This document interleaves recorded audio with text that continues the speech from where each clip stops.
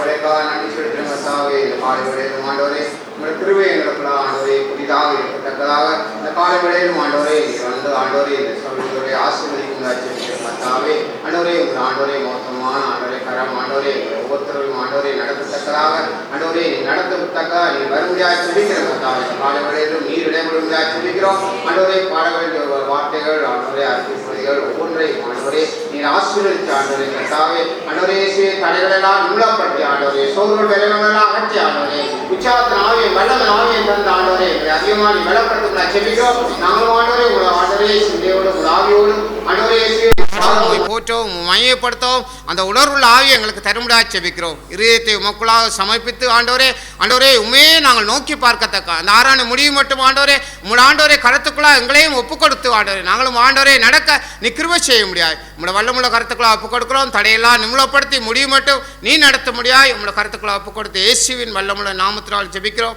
ஜெபங்களும் உங்கள் நல்ல தகப்பனே, ஆமென். நானே ஒரு உட்காருவோம். பாடல் புத்தகத்திலே பாடலன் 30. பாடல் புத்தகத்திலே பாடலன் 30. இந்த பூவிலே நம்மபடியாய் தன்னையே நமக்காய் தந்து நம்மளை மீட்டான அந்த தெய்வீக அன்பை காலை வேளையிலே எண்ணி அவரை பாடி ஸ்தோத்தரித்து இந்த பாடலையும் பாடுவோம். ஸ்தோத்திரம் பாடியே போற்றிடுவேன் தேவாதி தேவனை ராஜாதி ராஜனை வாழ்த்தி வணங்கிடுவேன். தேவாதி தேவனை ராஜாதி ராஜனை வாழ்த்தி வணங்கிடுவேன். அற்புதமான அன்பே என்னில் பொற்பரன் பாராட்டும் தூய அன்பே, அற்புதமான அன்பே என்னில் பொற்பரன் பாராட்டும் தூய அன்பே, என்றும் மாறா தேவ அன்பே, என்றும் மாறா தேவ அன்பே, என்னுள்ளம் தங்கும் அன்பே. ஸ்தோத்திரம் பாடியே தேவாதி தேவனை ராஜாதி ராஜனை வாழ்க்கை வணங்கிடுவேன். தேவாதி தேவனை ராஜாதி ராஜனை வாழ்க்கை வணங்கிடுவேன். ஜோதியாய் வந்த அன்பே பூவில் ஜீவன் தந்து என்னை மீட்ட அன்பே, ஜோதியாய் வந்த அன்பே பூவில் ஜீவன் தந்து என்னை மீட்ட அன்பே, தியாகமான தேவ அன்பே, தியாகமான தேவ அன்பே, திவ்ய மதுர அன்பே. ஸ்தோத்திரம் பாடியே போற்றிடுவேன் தேவாதி தேவனை ராஜாதி ராஜனை வாழ்த்தி வணங்கிடுவேன்.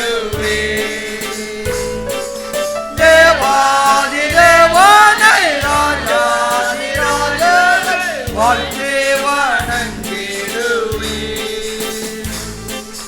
மாய உலக அன்பை நம்பி மாண்ட என்னை கண்டழைத்த அன்பே, மாய உலக அன்பை நம்பி மாண்ட என்னை கண்டழைத்த அன்பே, என்னை வென்ற தேவ அன்பே, என்னை வென்ற தேவ அன்பே, என்னில் பொங்கும் பேரன்பே. ஸ்தோத்திரம் பாடியே போற்றிடுவேன் தேவாதி தேவனை ராஜாதி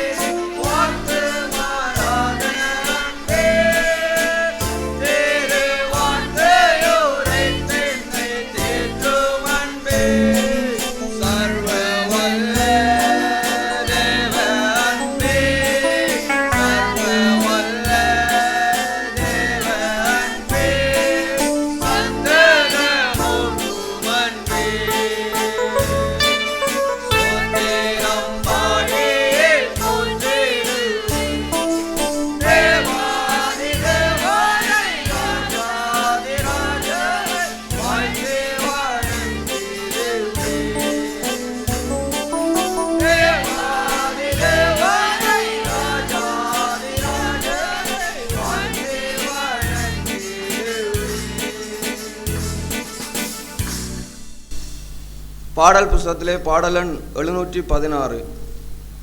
பாடல் புஸ்தகத்திலே பாடலன் 716.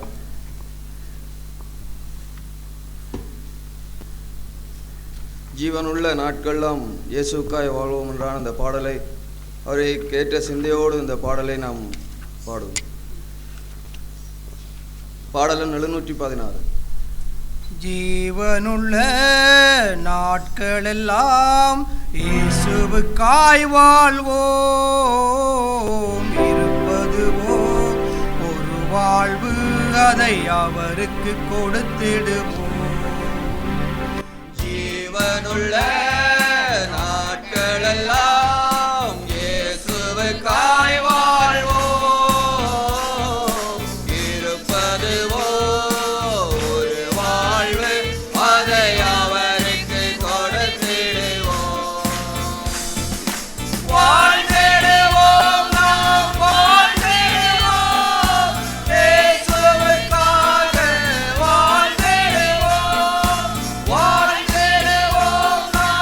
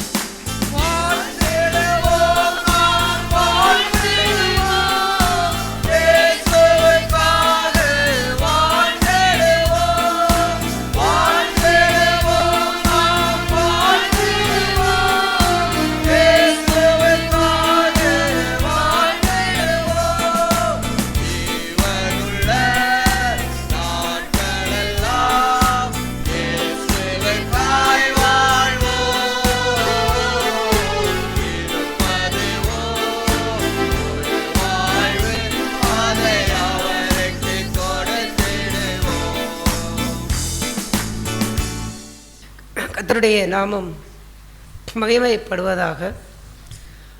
காலை வேளையிலே ஆண்டவருடைய தீர்க்க தரிசனம் நம்முடைய வாழ்வை எவ்வளவாய் தேவன் உன்னிப்பாக அதை நோக்குகின்றார். ஒரு பாலிலே தண்ணியை கலந்தால் அதை வாங்குறவனுக்கு தெரியாது, அவன் அதை பார்க்க மாட்டான். ஆக ஒவ்வொரு தண்ணியை கலந்தால் ஒருவேளை அதை பார்க்கும் பொழுது இந்த பாலிலே தண்ணி கலந்திருக்கிறங்கிறதை அதனுடைய தண்ணித்தன்மையை பார்த்து சொல்லலாம். கொஞ்சம் கலந்திருந்தால் அதை கண்டுபிடிப்பது கஷ்டம். ஆனால் தேவன் அதை எவ்வளவு உன்னிப்பாய் பார்க்கின்றார் பாருங்கள். நிறைய உலகமே ஒரு மனுஷனுக்கு முழுமையாய் உலகம் ஒருவனுக்குள்ளே வந்துவிட்டால் அவன் இங்கே இருக்க மாட்டான், அவன் போய் விடுவான். எங்கே போய்விடுவான்? அவன் உலகத்துக்குள்ளே போய் விடுவான். ஏனென்றால் அவன் இங்கே வருவதற்கு அவனுக்கு இஷ்டமே வராது. ஆனால் நீங்கள் தேவனுடைய சமூகத்துக்கு வந்திருக்கிறீர்கள் என்றால் உங்களுக்குள்ளே முழுவதும் உலகம் உங்களுக்குள் இல்லை என்பதைத்தான் தேவன் அதை காட்டுகின்றார்.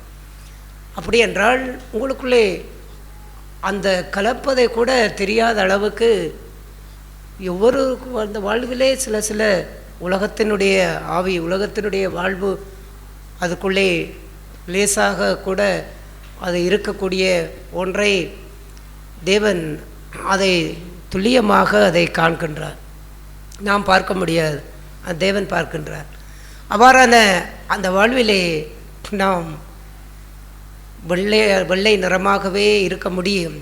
ஆனால் நம்முடைய தரம், ஆவிக்குரிய தரம் அது குறைவடையும். அதைத்தான் கர்த்தர் பேசினார். நாம் தரத்திலே எப்போதுமே முதலாவதாக இருக்க வேண்டும். ஒரண்டி பண்ணுவார்கள், அங்கே வாழ்நாள் முழுவதும் ஒரண்டி என்று சொல்லி பண்ணுவார்கள். இந்த எங்களுடைய வீட்டிலே இந்த மேலே போட்டிருக்கின்ற அந்த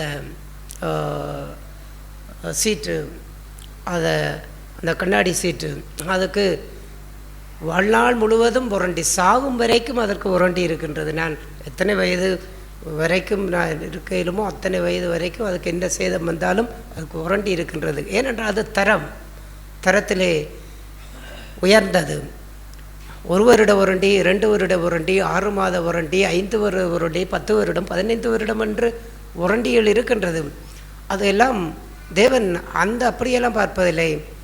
அங்கே அவனுடைய வாழ்நாள் வரைக்கும் உரண்டி, அதுதான் ஆவிக்குரிய தரம்.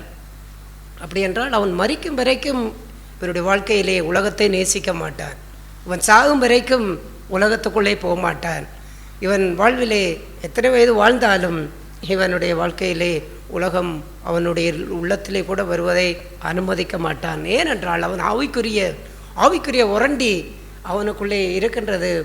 அங்கே அவ்வாறு அங்கே முழு வாழ்வுக்குமே உரண்டி போல அதுதான் அந்த பாலனுடைய அந்த தரம். அந்த தரத்தை தேவன் நம்முடைய வாழ்க்கையிலே அதை இழக்கவோ அதை மங்கி போகவோ செய்ய அதுபடிக்கு அதையெல்லாம் பார்த்து கொண்டு பரவாயில்லை, கொஞ்சம்தானே கலந்திருக்கின்றது, பாலாகவே இருக்கின்றது என்று தேவன் அதிலே திருப்தி அடைவதில்லை. அவ்வாறு திருப்தி அடையாதபடியினாலே தான் தேவன் அதை நம்மிடத்திலே அவர் பேசுகின்றார். அந்த சிந்தனையோடு நாம் அப்போஸ்தலனாகிய பவுல் கொரிந்தியருக்கு எழுதின 1வது நிருபம் 2ஆம் அதிகாரம் 15வது வசனத்தை வாசிப்போம்.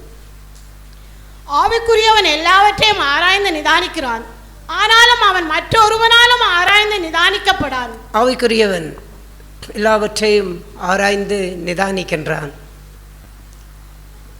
ஏன் நாம் எல்லாவற்றையும் ஆராய்ந்து நிதானிக்க வேண்டும்? நம்முடைய வாழ்க்கையிலே பலவிதமான சூழ்நிலைகளுக்குள்ளே நாம் போகின்றோம், பலவிதமான மனிதர்களை சந்திக்கின்றோம்,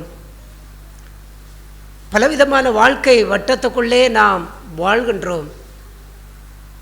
குடும்ப வாழ்க்கை, தொழில் வாழ்க்கை, தனிப்பட்ட வாழ்க்கை, விளையாட்டு வாழ்க்கை, பாடசாலை வாழ்க்கை, இன்னும் அவுசுவாசிகள் மத்தியிலே உறவு கொள்ளுகின்ற வாழ்க்கை, கொடுக்கல் வாங்கல் செய்கின்ற வாழ்க்கை, நாம் பணத்தை சம்பாதிக்கின்ற வாழ்க்கை, பொருளை தேடுகின்ற வாழ்க்கை, பூமிக்குரிய அலுவல்களுக்குள்ளே நாம் ஈடுபடுகின்ற வாழ்க்கை, இப்படிப்பட்ட பலவிதமான வாழ்க்கையின் சூழ்நிலைகளுக்குள்ளே நாங்கள் கடந்து செல்லுகின்ற அந்த வாழ்விலே எல்லாவற்றையுமே நாம் ஆராய்ந்து நிதானிக்க வேண்டும்.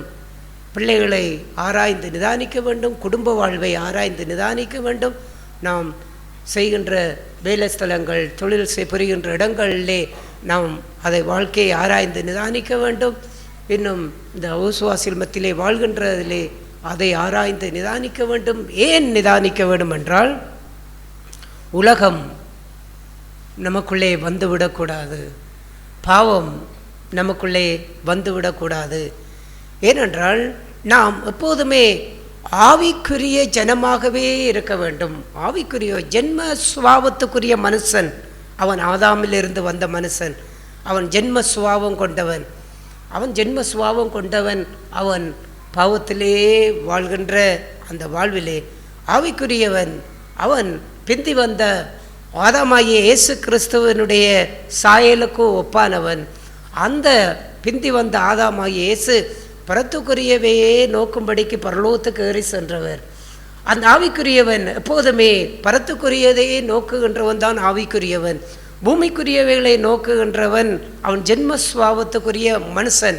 நாம் ஜென்ம சுபாவத்தை களைந்து ஆவிக்குரிய சரீரத்தை நாம் பெற்றுக்கொண்டு நாம் வாழ வேண்டும் என்று அப்போஸ்தலனாகிய பவுல் அந்த கொரிந்தியர்களின் நிருபத்திலே பின்னாலே அவர் கூறிக்கொண்டு போகின்றார்.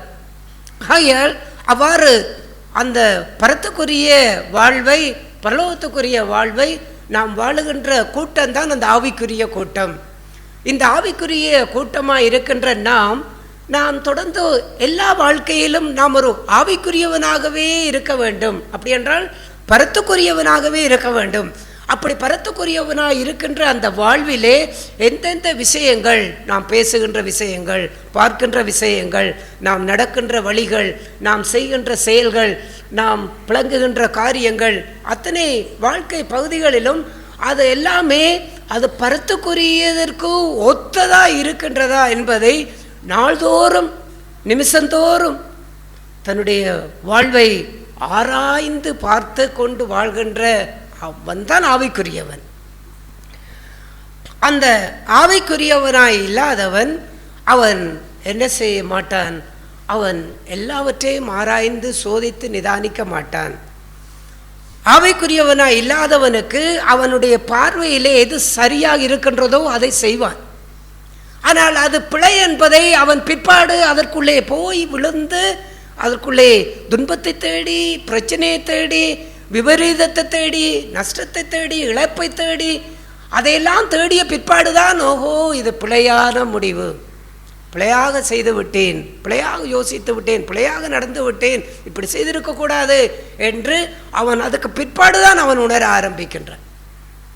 ஆனால் ஆவிக்குரியவன் அவன் முற்கூட்டியே அவன் எல்லாவற்றையும் நிதானித்து ஆராயக்கூடிய ஒரு வாழ்வுக்குள்ளே இருக்கின்றபடியினாலே அவனுக்கு கீழே அவர் சொல்லும் பொழுது கீழே உள்ள வசனத்தை வாசிப்போம். கர்த்தருக்கு போதிக்கத்தக்கதாக அவருடைய சிந்தையை அறிந்தவன் யார்? எங்களுக்கோ கிறிஸ்துவின் சிந்தை உண்டாயிருக்கிறது. எங்களுக்கோ கிறிஸ்துவின் சிந்தை உண்டாயிருக்கின்றது. அப்போஸ்தலனாகிய பவுல் சொல்லுவதை போல நாம் சொல்ல முடியுமா? எங்களுக்கோ கிறிஸ்துவின் சிந்தை உண்டாயிருக்கிறது. எது கிறிஸ்துவின் சிந்தை? பூமிக்குரியவைகளே அல்ல. கிறிஸ்துவின் சிந்தையே உங்களுக்குள்ளே இருக்க கடவது என்று அங்கே அப்போஸ்தலனாகிய பவுல் பிலிப்பியர்களின் நிருபத்திலே சொல்லுகின்றார். அந்த கிறிஸ்துவுக்குரிய சிந்தை அது ஒன்று தனக்கானதை தேடாத சிந்தை. ஒரு மனுஷன் தனக்கானதை எப்போது தேட ஆரம்பிக்கின்றான்?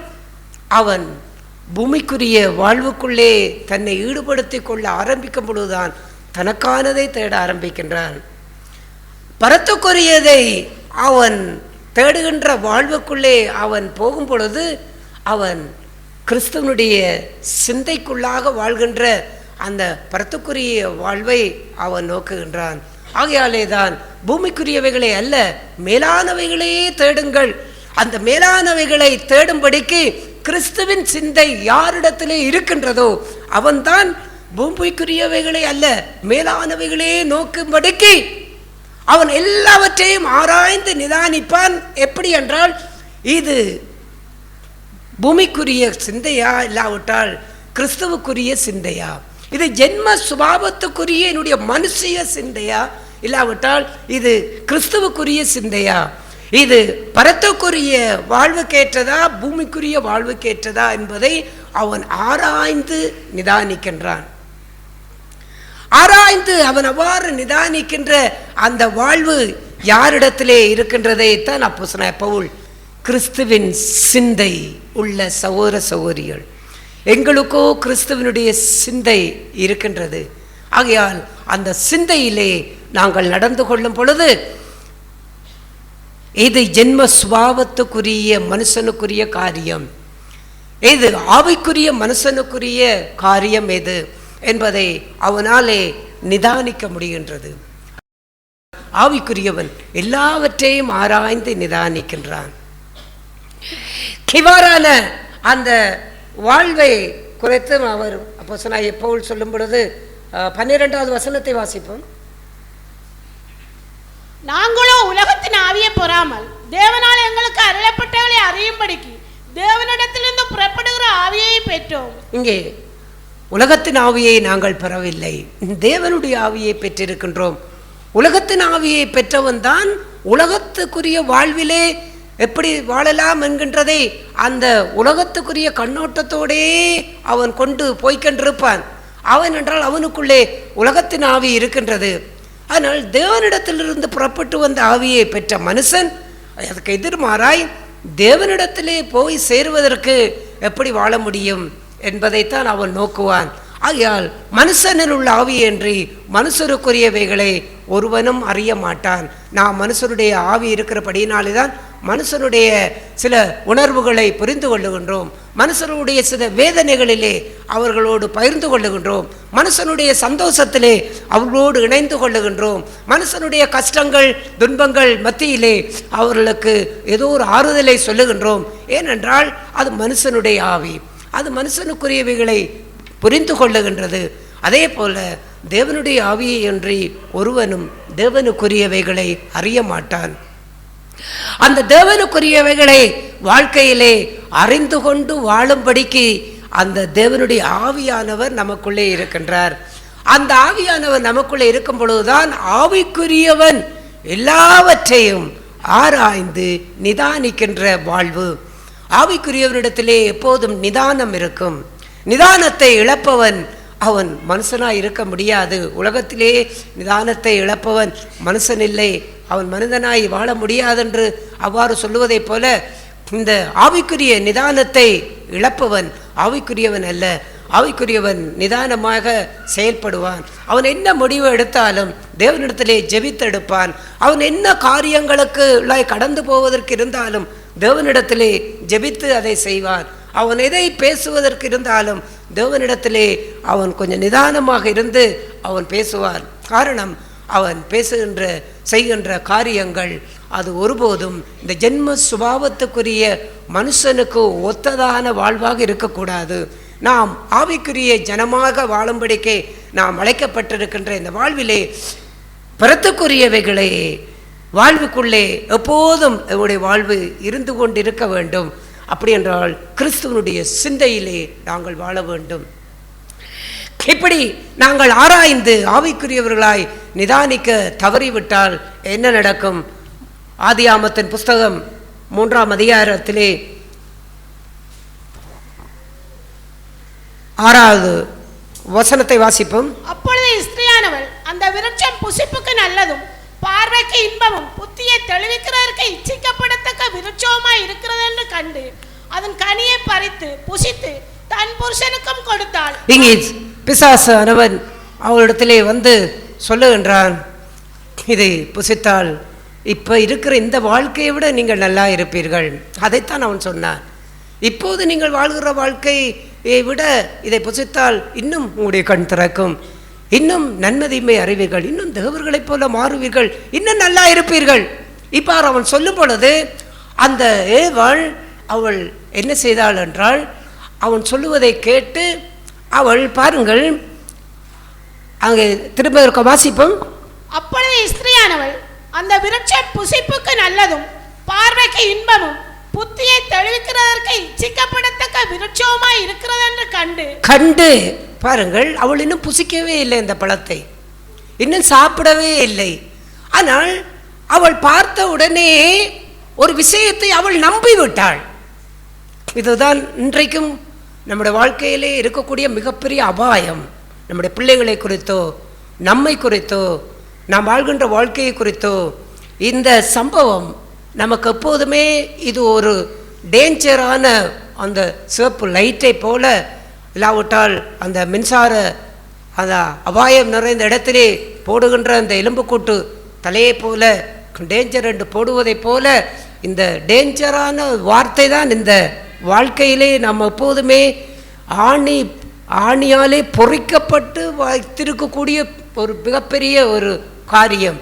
இவள் கனியை பறித்து புசித்த பிற்பாடு இவன் சாத்தான் சொன்ன காரியங்கள் எல்லாம் இங்கே சரியாக இருக்கின்றது.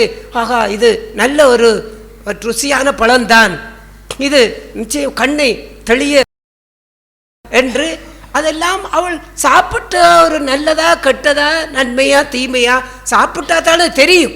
ஆனால் அதையெல்லாம் அவள் சாப்பிடாமலேயே அவள் பார்த்த உடனே அவள் தீர்மானம் பண்ணிவிட்டாள், இது நல்லதுதான், இது எனக்கு இன்னும் எங்களுடைய வாழ்க்கை இன்னும் மேலே கொண்டு போகும், இது இன்னும் எங்களுடைய புத்தியை தெளிய பண்ணும் என்று பார்த்த உடனே அந்த வாழ்க்கையை நம்பிவிட்டாள். பாருங்கள், அநேக விசுவாசிகள் இல்லாவிட்டால் அநேக பிள்ளைகள் வாலிப பிராயத்தில் இருக்கின்றவர்கள் கூட இச்சை என்கின்ற அந்த வாழ்விலே, காதல் என்கின்ற வாழ்விலே, எதிர்பாலாறு பழகுகின்ற வாழ்விலே அவர்களெல்லாம் பார்க்கும் பொழுதே தீர்மானித்து விடுகின்றார்கள், இவர்கள் நல்லவர்கள். அவர்கள் ஒரு காதலை சொல்லிவிட்டார்கள் என்றால் சொன்ன மாத்திரத்திலே இவர்கள் நல்லவர்கள். இந்த வாழ்க்கை அமைந்தால் எனக்கு நன்றாக இருக்கும், இவரை திருமணம் செய்தால் நான் நன்றாக இருப்பேன், இப்போது இருக்கின்ற என்னுடைய அன்பில்லாத இந்த விரக்தியான எல்லாம் நீங்கி எனக்கு இன்னும் நல்ல அன்பு கிடைக்கும், இன்னும் நல்ல பாசம் கிடைக்கும், இன்னும் என்னுடைய வாழ்வு நன்மையாக இன்னும் மாறும் என்று மனுஷனை பார்த்த உடனே தீர்மானித்து விடுகின்றார், தீர்மானித்து முடிவெடுத்து விடுகின்றார்கள். என்ன முடிவு? இதுதான் தங்களுடைய வாழ்க்கைக்கு உகந்த வாழ்க்கை. பெற்றோர் சொல்லுவார்கள், இதை விட்டு விடு வேணாம், பெரியவர்கள் சொல்லுவார்கள், இப்படி நடக்காதே வேணாம், அவள் சரியில்லை, அவன் சரியில்லை, அவளுடைய பழக்க வழக்கம் சரியில்லை. கேட்க மாட்டார்கள். ஏன் கேட்க மாட்டார்கள் என்றால் அவர்கள் பார்த்தவுடனே நம்பிவிட்டார்கள். அவள் நம்பினதை போல, அவள் முடிவெடுத்து விட்டதை போல இவர்களும் இப்படித்தான் கண்களாலே பார்த்த உடனே மனிதனை நம்பி விடுகின்றார்கள், அந்த இச்சையை நம்பி விடுகின்றார்கள். அவ்வாறு அவர்கள் நம்பி முடிவெடுத்து அவள் என்ன செய்தாள்? அவள் அதை பிற்பாடுதான் அதை பறித்து புசிக்கின்றாள். என்ன நடந்தது? அவள் சாப்பிட்ட மாத்திரத்திலே வேதனை ஆரம்பித்தது. அந்த பழத்தை சாப்பிட்ட மாத்திரத்திலே அவர்கள் இருந்த வாழ்க்கையை விட மோசமான ஒரு சூழ்நிலை அவர்களுக்கு உருவானது. துன்பம் உருவானது, கஷ்டம் உருவானது, வேதனை உருவானது, மகிழ்ச்சி இல்லாமல் போனது, சந்தோஷம் இல்லாமல் போனது. வாலிப பிராயத்திலே இருக்கக்கூடிய உங்களுக்கெல்லாம் இது அந்த மின்சார அபாயம் நிறைந்த இடத்திலே போடுகின்ற டேஞ்சரான அந்த எலும்பு கூட்டு தலையை போல, மண்டை ஓட்டை போல இது ஒவ்வொருவருக்கும் இருக்கக்கூடிய அபாயம். நீங்கள் உங்களுடைய வாலிப இச்சைக்கு, நீங்கள் உங்களுடைய காதல் என்கின்ற இந்த மாயைகளுக்கு யாரோ ஒருத்தி வந்து உங்களை நேசிக்கிறேன், உங்களை காதல் செய்கின்றேன் என்று சொல்லிவிட்டார்கள். அவர்களுடைய பேச்சை பார்த்து, அவருடைய முகத்தை பார்த்து, அவருடைய அங்கே உருவத்தை பார்த்து, அவருடைய சௌந்தரியத்தை பார்த்து, அவருடைய அழகை பார்த்து, அவருடைய அறிவை பார்த்து, அவருடைய வசதியை பார்த்து இது வாழ்க்கைக்கு உகந்ததா இருக்கும், இது எனக்கு நல்லதா இருக்கும், இந்த வாழ்க்கை நல்லபடியாக எனக்கு அமையும் என்று அந்த அவள் அதை கண்டு அதை பார்த்து விட்டு அவள் முடிவெடுத்ததை போல இவர்கள் முடிவெடுக்கின்றார். அந்த வாழ்க்கைக்குள்ளே போகின்றார். போன பிற்பாடுதான் துன்பங்களும் துயரங்களும் ஏன் இவர்களை முடித்தீர்? அன்றைக்கு பெற்றோர் சொல்வதை கேட்டிருக்கலாம், பெரியோர் சொல்வதை கேட்டிருக்கலாம், சபையார் சொல்வதை கேட்டிருக்கலாம். ஒருவரும் சொல்லுவதை கேட்காமல் இப்படிப்பட்ட வாழ்க்கைக்கு போறேனே என்று வேதனைப்படுகின்றார்கள், தற்கொலை செய்ய ஆரம்பிக்கின்றார்கள், வாழ்க்கையிலே விரக்தி அடைய ஆரம்பிக்கின்றார்கள், சமாதானத்தை இழக்கின்றார்கள், சந்தோஷத்தை இழக்கின்றார்கள், நிம்மதி இழக்கின்றார்கள். காரணம் என்ன? அன்றைக்கு அதைத்தான் சாத்தான் செய்தான், இன்றைக்கும் அதைத்தான் நம்முடைய பிள்ளைகளுக்கும் அதைத்தான் அவன் செய்ய இருக்கின்றார். நம்முடைய பிள்ளைகளுக்கு மாத்திரமல்ல, நம்முடைய வாழ்க்கையிலே கூட நாம் எந்த சூழ்நிலைகளையும், எந்த மனிதரையும், எந்த சம்பவத்தையும், எந்த வாழ்க்கைக்குரிய காரியங்களை எல்லாம் பார்த்தவுடனே முடிவெடுக்காதீர்கள். பார்த்தவுடனே இது சரியாகத்தான் இருக்கும் என்று வாழ்க்கையிலே நிச்சயிக்காதீர்கள். அதற்கு பின்பாக எத்தனை தீமைகள் இருக்க முடியும், அதற்கு பின்பாக எத்தனை ஆபத்துக்கள் இருக்க முடியும், அதற்கு பின்பாக எத்தனை குழப்பங்கள் இருக்க முடியும், எத்தனை இழப்புகள் இருக்க முடியும். ஆகையாலே தான் ஆவிக்குரியவன் எல்லாவற்றையும் ஆராய்ந்து நிதானிக்கின்றான். அல்லேலூயா. அந்த வாழ்க்கை நமக்கு இல்லை என்றால் அன்றைக்கு அந்த ஆதி ஆமத்திலே நடந்த அபாயமான வாழ்வு நமக்கும் நம்முடைய பிள்ளைகளுக்கும் நம்முடைய விசுவாச வாழ்க்கைக்கும் அது மிகப்பெரிய அபாயத்தை கொண்டு வரும். சில பிரச்சனைகள் வரும் பொழுது, சில குழப்பங்கள் வரும் பொழுது, இந்த சபைக்கு போய் இந்த சபைக்கு நீ போகுது, நாம் வேறு சபைக்கு போ, இல்லாவிட்டால் சில விசுவாசிகள் மத்தியிலே சில கருத்து முரண்பாடுகள் வரும் பொழுது இவர்களோடெல்லாம் ஐக்கியத்தை வைக்கக்கூடாது, இவர்களோடு எல்லாம் உறவை வைக்கக்கூடாது என்கின்ற அந்த வாழ்விலே அந்த சம்பவங்களை எல்லாம் பார்க்கும் பொழுது உங்களுக்கு சரியாக தோன்றும்படிக்கு சாத்தான் ஒரு காரியத்தை வழியை காட்டுகின்றான். ஏவாளுக்கு காட்டினதை போல காட்டுகின்றான். அதை நீங்கள் பார்க்கும் பொழுது, கேட்கும் பொழுது உடனே என்ன செய்கின்றீர்கள்? இது நலமாக இருக்கும், இப்படி செய்வது நலமாக இருக்கும் என்று நினைத்து என்ன செய்கின்றீர்கள்? அதற்குள்ளே நீங்கள் போய்விடுகிறீர்கள். ஆனால் பிற்பாடு அந்த வாழ்க்கை உங்களை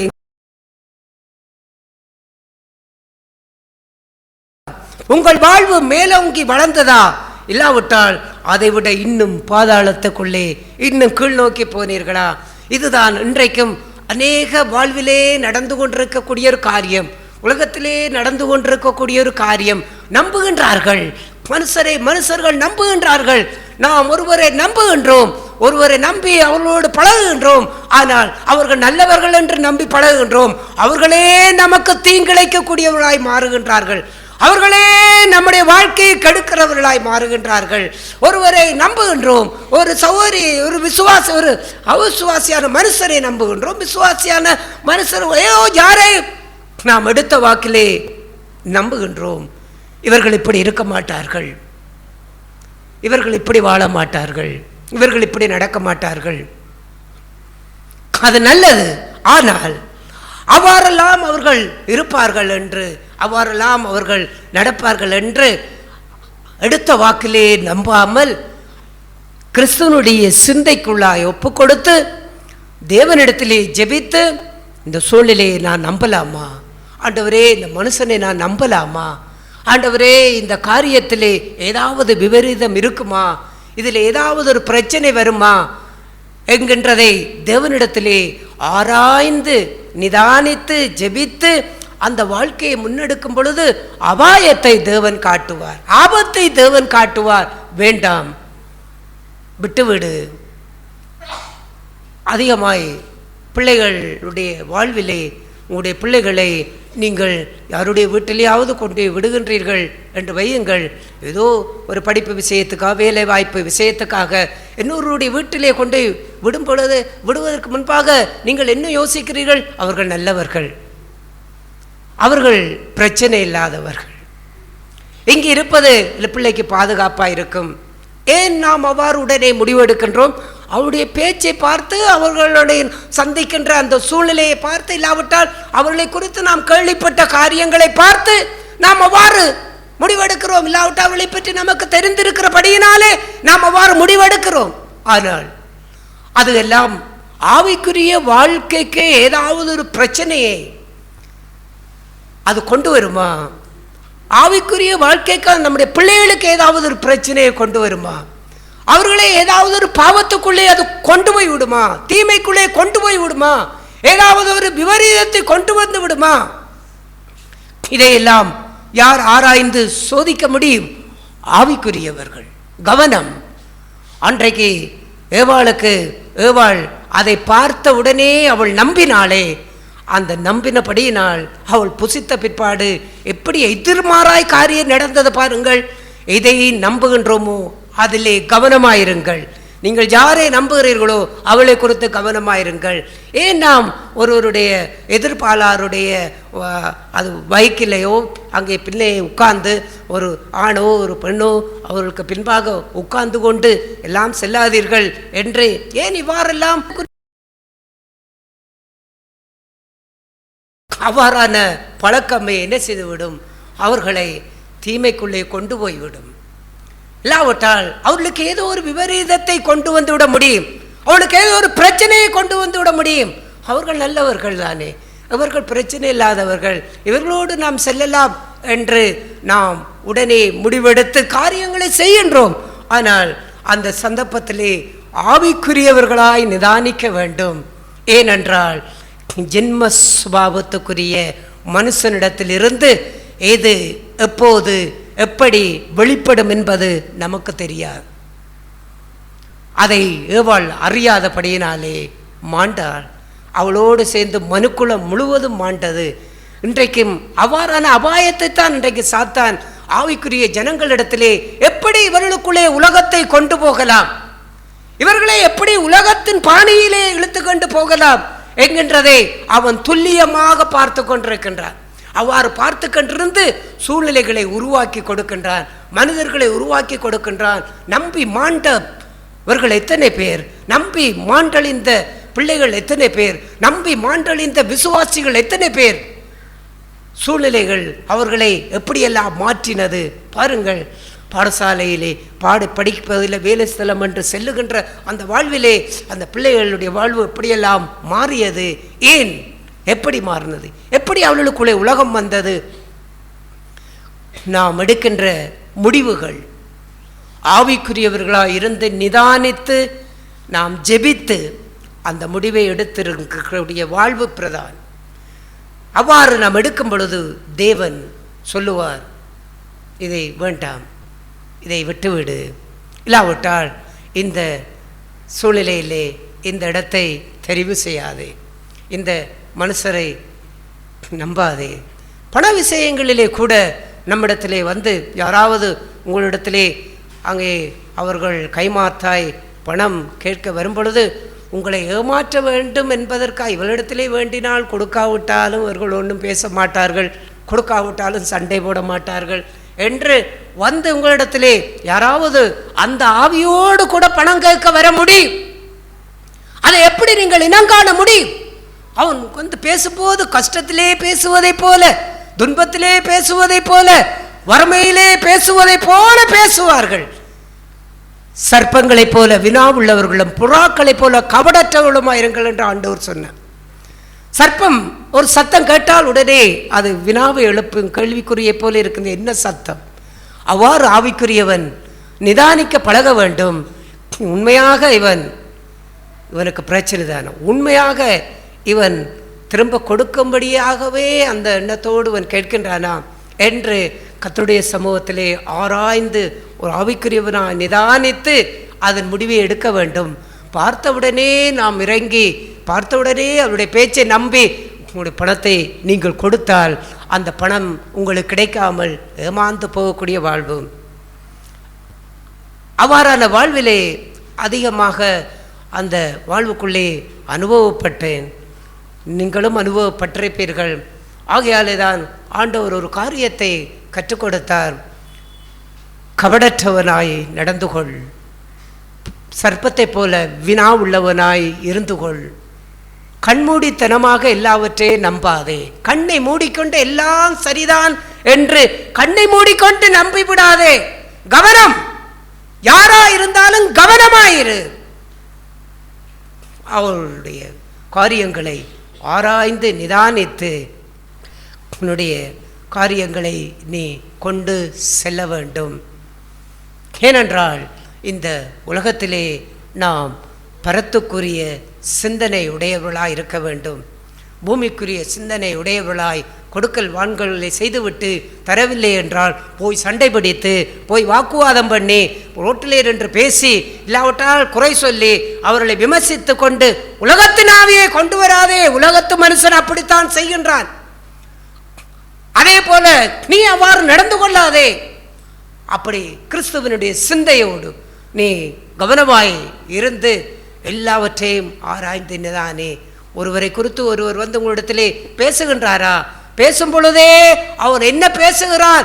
சரியாத்தனை பேசுகிறார். அந்த சகோதரி இப்படி செய்தால் இந்த சகோதரன் இப்படி செய்கின்றார், அவர் அவ்வாறு நடக்கின்றார், இவர் இவ்வாறு நடக்கின்றார் என்று வந்து உங்களிடத்திலே பேசும் பொழுது பேசும்போதே அதை நம்பிவிடாதீர்கள். இவர்கள் விசுவாசிகளான இவர்கள் போய் சொல்லுவார்களா? இவர்கள் குறை சொல்லுவார்களா? இவர்கள் சரியாகத்தானே சொல்லுவார்கள். நம்பிவிடாதீர்கள். அது மனைவியா இருந்தாலும் நம்பாதீர்கள், கணவனா இருந்தாலும் நம்பாதீர்கள். ஏனென்றால் அவர்கள் பேசுகின்ற அந்த காரியம் சரியா பிழையா என்பதை ஆவிக்குரியவராய் ஆராய்ந்து நிதானிக்க பழகிக் கொள்ளுங்கள். எடுத்த வாக்கிலே கண்ணை மூடிக்கண்டு இவர்கள் இப்படித்தானா அவர்கள் அப்படித்தானா என்று சொல்லி அவர்கள் சொல்லுவதை வைத்தே நீங்கள் நம்பி விடுத்தால் உங்களுடைய ஆவிக்குரிய தன்மை கெட்டு போய்விடும். அந்த பாலுக்குள்ளே கொஞ்சம் தண்ணீர் வந்ததை போல கெட்டு போய்விடும். கரைபட ஆரம்பித்து விடுவீர்கள். கூடிய வாழ்வு குறைபட ஆரம்பித்து விடும். அங்கே ஒரு மாசு வர ஆரம்பிக்கும். எதனால் வந்தது? சொல்லுபவரை நம்புகிறீர்கள், சொல்லுகின்ற வார்த்தைகளே நம்புகிறீர்கள்.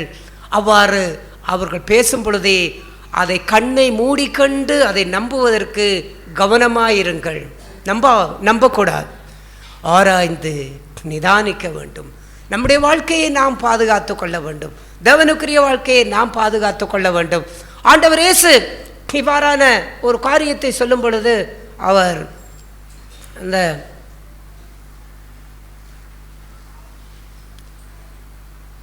மத்தேயு எழுதிய சுவிசேஷத்திலே 20ஆம் அதிகாரத்திலே, மத்தேயு எழுதிய சுவிசேஷம் 20ஆம் அதிகாரம் 26வது வசனத்தை வாசிப்போம்.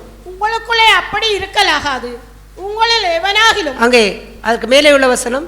அப்பொழுது இயேசு அவர்களை கிட்டவர செய்து, புறஜாதியாருடைய அதிகாரிகள் அவர்களை இருமாப்பாய் ஆளுகிறார்கள் என்றும் பெரியவர்கள் அவர்கள் மேல் கடினமாய் அதிகாரம் செலுத்துகிறார்கள் என்றும் நீங்கள் அறிந்து.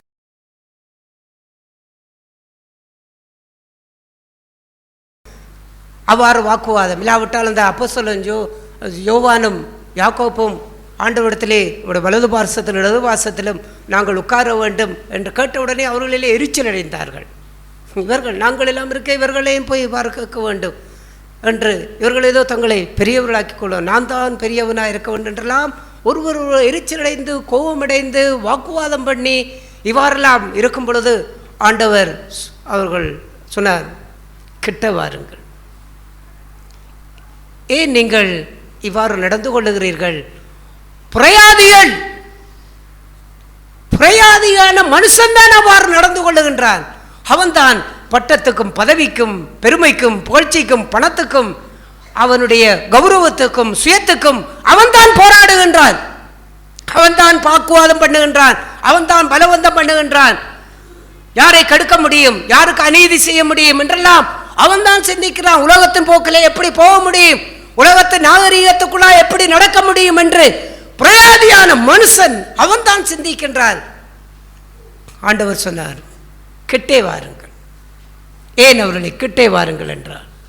நீங்கள் தூரமாய் நிற்கும் வரைக்கும் பிரயாதிகளுடைய முறைமையின்படியே நீங்கள் நடப்பதற்குரியவர்களாக இருப்பீர்கள். அதாவது உலகத்தின் ஆவியிலே நீங்கள் நடக்கிறவர்களுக்கு ஏதுவாக இருப்பீர்கள். நீங்கள் என் கிட்டே வர வேண்டும். கொஞ்சம் நீங்கள் தூரமாக இருந்தாலும் உலகத்தின் ஆவிதான் உங்களுக்குள்ளே இருக்கும். அந்த பாலிலே கொஞ்சம் தண்ணீரை கலந்தாலும் தரம் குறையும். ஆகையாலே தான் ஏன் நீங்கள் இப்படியெல்லாம் ஒருவரோடு ஒரு வாக்குவாதம் பண்ணி எரிச்சல் அடைகின்றீர்கள்? நீங்கள் கொஞ்சம் தூரமாக இருக்கிறபடியினாலே தானே, என்னை விட்டு கொஞ்சம் தூரமாக இருக்கிறபடியினாலே தானே, என்னுடைய சிந்தையோடு நீங்கள் இருக்கவில்லையே, ஆவிக்குரிய உணர்வோடு இருக்கவில்லையே. ஆண்டவர் சொன்னார், கிட்ட வாங்க, கிட்ட வந்து நான் சொல்லுகிறதை கேளுங்கள். அவர் என்ன சொன்னார்? உங்களுக்குள்ளே அப்படி இருக்கலாகாது, வெளியிலே இருக்கட்டும். வெளியில் இருக்கிற மனுஷன் எப்படி வாழுகின்றான் என்பதை விட்டுவிடுங்கள். அவர்கள் எப்படி வாழுகின்றார்கள், இவர்கள் எப்படி வாழுகின்றார்கள், அவர்கள் பணத்தை சம்பாதிப்பதற்கு எப்படியெல்லாம் முயற்சி செய்கின்றார்கள், எப்படியெல்லாம் பொய் சொல்லுகின்றார்கள், எப்படியெல்லாம் மற்றவர்களை ஏமாற்றுகின்றார்கள். தாங்கள் வசதியாய் வர வேண்டும், தங்களுடைய வருமானம் பெருக வேண்டும், தங்களிடத்திலே பணம் அங்கே பெருக வேண்டும், நல்ல ஒரு குடும்ப வசதியான மற்ற குடும்பங்களைப் போல தங்களுடைய குடும்பமும் தங்களுடைய பிள்ளைகளும் நல்ல ஒரு ஸ்தானத்துக்குள்ளே வர வேண்டும் என்று பிரயாதியான மனுஷன் அவன் சந்தர்ப்பம் சூழ்நிலைகள் பார்த்து பொய் சொல்ல வேண்டிய இடத்திலே பொய் சொல்லுகின்றான். அடுத்தவனை ஏமாற்ற வேண்டிய இடத்திலே ஏமாற்றி எப்படியாவது பணத்தை சம்பாதித்து விட வேண்டும், எப்படியாவது பணத்தை சேகரித்து விட வேண்டும், எப்படியாவது ஒரு வசதியான ஒரு ஸ்தானத்துக்குள்ளே தான் வந்துவிட வேண்டும், எப்படியாவது தன்னுடைய வேலையை தன்னுடைய தொழிலை என்ன செய்தாவது அதை தக்க வைத்துக் கொள்ள வேண்டும், பாதுகாத்துக் கொள்ள வேண்டும். எவ்வளவு நேரத்தை கொடுத்தும் எவ்வளவு நேரத்தை செலவழித்தும் பிரயாசப்பட்டும் தன்னுடைய வாழ்க்கையிலே தான் ஒன்றை தேடிக்கொள்ள வேண்டும் என்று பிரயாதியான மனுஷன் அவன் அலைகின்றான், ஓடுகின்றான், திரிகின்றான், நேரத்தை செலவழிக்கின்றான். அவனுடைய முழு பிரயாசத்தையும் அந்த உலக காரியங்களுக்குள்ளே வைத்துக்கொண்டு கர்த்தரை தேடாதபடி, கர்த்தருக்கு முதலிடம் கொடுக்காதபடிக்கு, கர்த்தருடைய சமூகத்துக்கு முதலிடம் கொடுக்காதபடிக்கு, அதற்கே முதலிடம் கொடுத்த பணத்தை நேசித்து வாழுகின்ற அந்த பிரயாதியான மனுஷன் வாழுகின்றான். ஆண்டவர் சொன்னார், உங்களுக்குள்ளே அப்படி இருக்கலாகாது, நீ அப்படி செய்யக்கூடாது. நீங்கள் யார்? கிட்ட வாருங்கள், என்னுடைய ஜனம், நீங்கள் பரத்துக்குரிய ஜனம், ஆவிக்குரியவன். நீ ஆவிக்குரியவன் இருக்கிறபடினால் அவன் செய்வதை போல நீயும் செய்யலாம் என்று நினைத்தால் நீயும் ஜென்ம சுபாவத்துக்குரிய மனுஷன். மற்றவர்கள் வாழ்வதை போல நானும் வாழ முடியும். பணத்தை வேண்டி விட்டு மற்றவன் எப்படி ஏமாற்றுகின்றான், பிரயாதியான மனுஷன் அப்படி ஏமாற்றுகிறான், அவுசுவாசியான மனுஷன் அப்படி ஏமாற்றுகின்றான், பணத்தை கொடுக்க முடியாமல் எப்படி பொய் சொல்லுகின்றான், லோனை எடுத்து விட்டு வீட்டை வந்தால் அவன் எப்படி வீட்டை விட்டு வெளியே வேறொரு இடத்திலே போய் ஓடி ஒளித்து கொண்டு அவர் இல்லை என்று சொல்லு, அப்பா இல்லை என்று சொல்லு என்று அவன் எப்படி சொல்லுகின்றான். அதையெல்லாம் பார்த்து நீங்களும் ஒரு ஆவிக்குரிய ஜனமாய் அழைக்கப்பட்ட நீங்களும் அதே போல அவ்வாறான மனுஷனை ஏமாற்றுவதைப் போல, பொய் சொல்லுவதைப் போல, அங்கே மாயம் பண்ணுவதைப் போல நடந்தால் ஆண்டவர் என்ன சொல்லுவார்? உங்களுக்குள்ளே அப்படி இருக்கலாக, நீ அப்படி செய்யக்கூடாது. ஏனென்றால் நீ பரத்துக்குரியவன், நீ ஆவிக்குரியவன். ஆகையால் மற்றவர்களெல்லாம் அப்படி வாழுகின்றார்கள். பிள்ளைகள் வந்து அம்மா அந்த ஒரு ஸ்பெஷல் ஆடை இல்லாவிட்டால் மனைவி கடவுளிடத்திலே இந்த ஒரு பெஷனான ஆடை இல்லாவிட்டால் விலகூடிய ஆடை இல்லாவிட்டால் சௌகரியர்கள் கூட அவர்கள் அப்படி உடுத்துகின்றார்கள். அவுசுவாசியான மனுஷன் இப்படி உடுத்துகின்றான், அப்படி முடி வெட்டுகின்றான், அப்படி முடி அலங்கரிக்கின்றான், இப்படி அலங்கரிக்கிறார்கள், இப்படியெல்லாம் தங்களை உடுத்துகின்றார்கள், கொள்ளுகின்றார்கள். இவர்களைப் போல நாமும் செய்தால் என்ன? ஆணியாய் பொறித்து வையுங்கள். அப்படிப்பட்ட ஒவ்வொரு சந்தர்ப்பம் வரும்பொழுது உங்களுக்குள்ளே அப்படி இருக்கலாகாது. மற்றவர்கள் செய்யலாம், ஆனால் உங்களுக்குள்ளே அப்படி இருக்கலாம். நீங்கள் அப்படி செய்யக்கூடாது. இன்றைக்கு எவ்வளவு தாறுமாறான காரியங்களை விசுவாசிகள் என்று சொல்லுகின்ற நாம் எவ்வளவு தாறுமாறான காரியங்களை செய்கின்றோம். மற்றவர்கள் எல்லாம் அடுத்தவர்கள் எதிர்பாலாரோடு சகசமாய் பழகுகின்றார்கள், சகசமாய் பேசுகின்றார்கள், சகசமாய் உறவாடுகிறார்கள், சகசமாய் ஏறிக்கொண்டு போகின்றார்கள். அப்படி நாங்களும் செய்தால் என்ன? உங்களுக்குள்ளே அப்படி இருக்கலாகாது. நீங்கள் செய்யக்கூடாது. ஏனென்றால் நீங்கள் ஆவிக்குரியவர்கள். அவன் விழுந்து போனாலும் அவனுக்கு ஒன்றுமில்லை, அவன் பாவம் செய்தாலும் அவனுக்கு ஒன்றுமில்லை. நாம் பாவத்திலே கிடக்கின்றார். நீங்கள் தேவனுடைய ஜனங்கள், நீங்கள் கவனமாக இருக்க வேண்டும், நீங்கள் எச்சரிக்கையாக இருக்க வேண்டும். கணவனுடைய அக்காவுடைய புருஷனை தங்கச்சி என்ன செய்கின்றாள்? அவள் திருமணம் செய்து கொண்டு போகின்றாள். தங்கச்சியுடைய கணவரை அக்காவுடைய புருஷன் கொண்டு போகின்றான். உலகத்திலே எல்லாம் நடக்காமல் இருக்கின்றது. அது அந்த ஒரு சகோதரனோடு நாங்கள் அதை நடந்து செல்லும் பொழுது அவர் சொன்னார், ஒரு 70 வயசு வரக்கூடிய ஒரு ஐயா ஒரு 40 வயசு பெண்ணை கொண்டு வந்து வைத்திருக்கின்றார் என்றார். நீங்கள் 70 வயசை நம்ப முடியுமா? அப்படி என்றால் ஏன் அவ்வாறெல்லாம் இருக்கின்றது? அது வெளியிலே நடக்கின்ற காரியம். ஆண்டவர் என்ன சொன்னார்? உங்களுக்குள்ளே அப்படி இருக்கலாகாது. கவனம். யாரையும் நீங்கள் எடுத்த வாக்கிலே கண்ணை மூடிக்கண்டு நம்பாதீர்கள். கவனம். அக்காவுடைய புருஷன் தானே, தங்கச்சியுடைய புருஷன் தானே. ஆகையால் இவர்களுக்குள்ளே ஒரு இருதயத்திலே தீய சிந்தனைகள் இருக்காது, கெட்ட சிந்தனைகள் இருக்காது, தகாத சிந்தனைகள் இருக்காது. அண்ணனுடைய மனைவிதானே, தம்பியுடைய மனைவிதானே. இவருக்குள்ளே அப்படியான எண்ணம் வராது, அப்படியான சிந்தனை வராது. வரும். ஏனென்றால் பிரயாதிகளுக்குள்ளே அது நடக்கின்றது. ஆவிக்குரியவர்களுக்கும் அது நடக்க முடியும். நீங்கள் ஆராய்ந்து நிதானிக்க தவறினால் நடக்கும். அவர்கள் நல்லவர்களாயிருந்தால் நல்லவர்களாய் இருக்கட்டும்.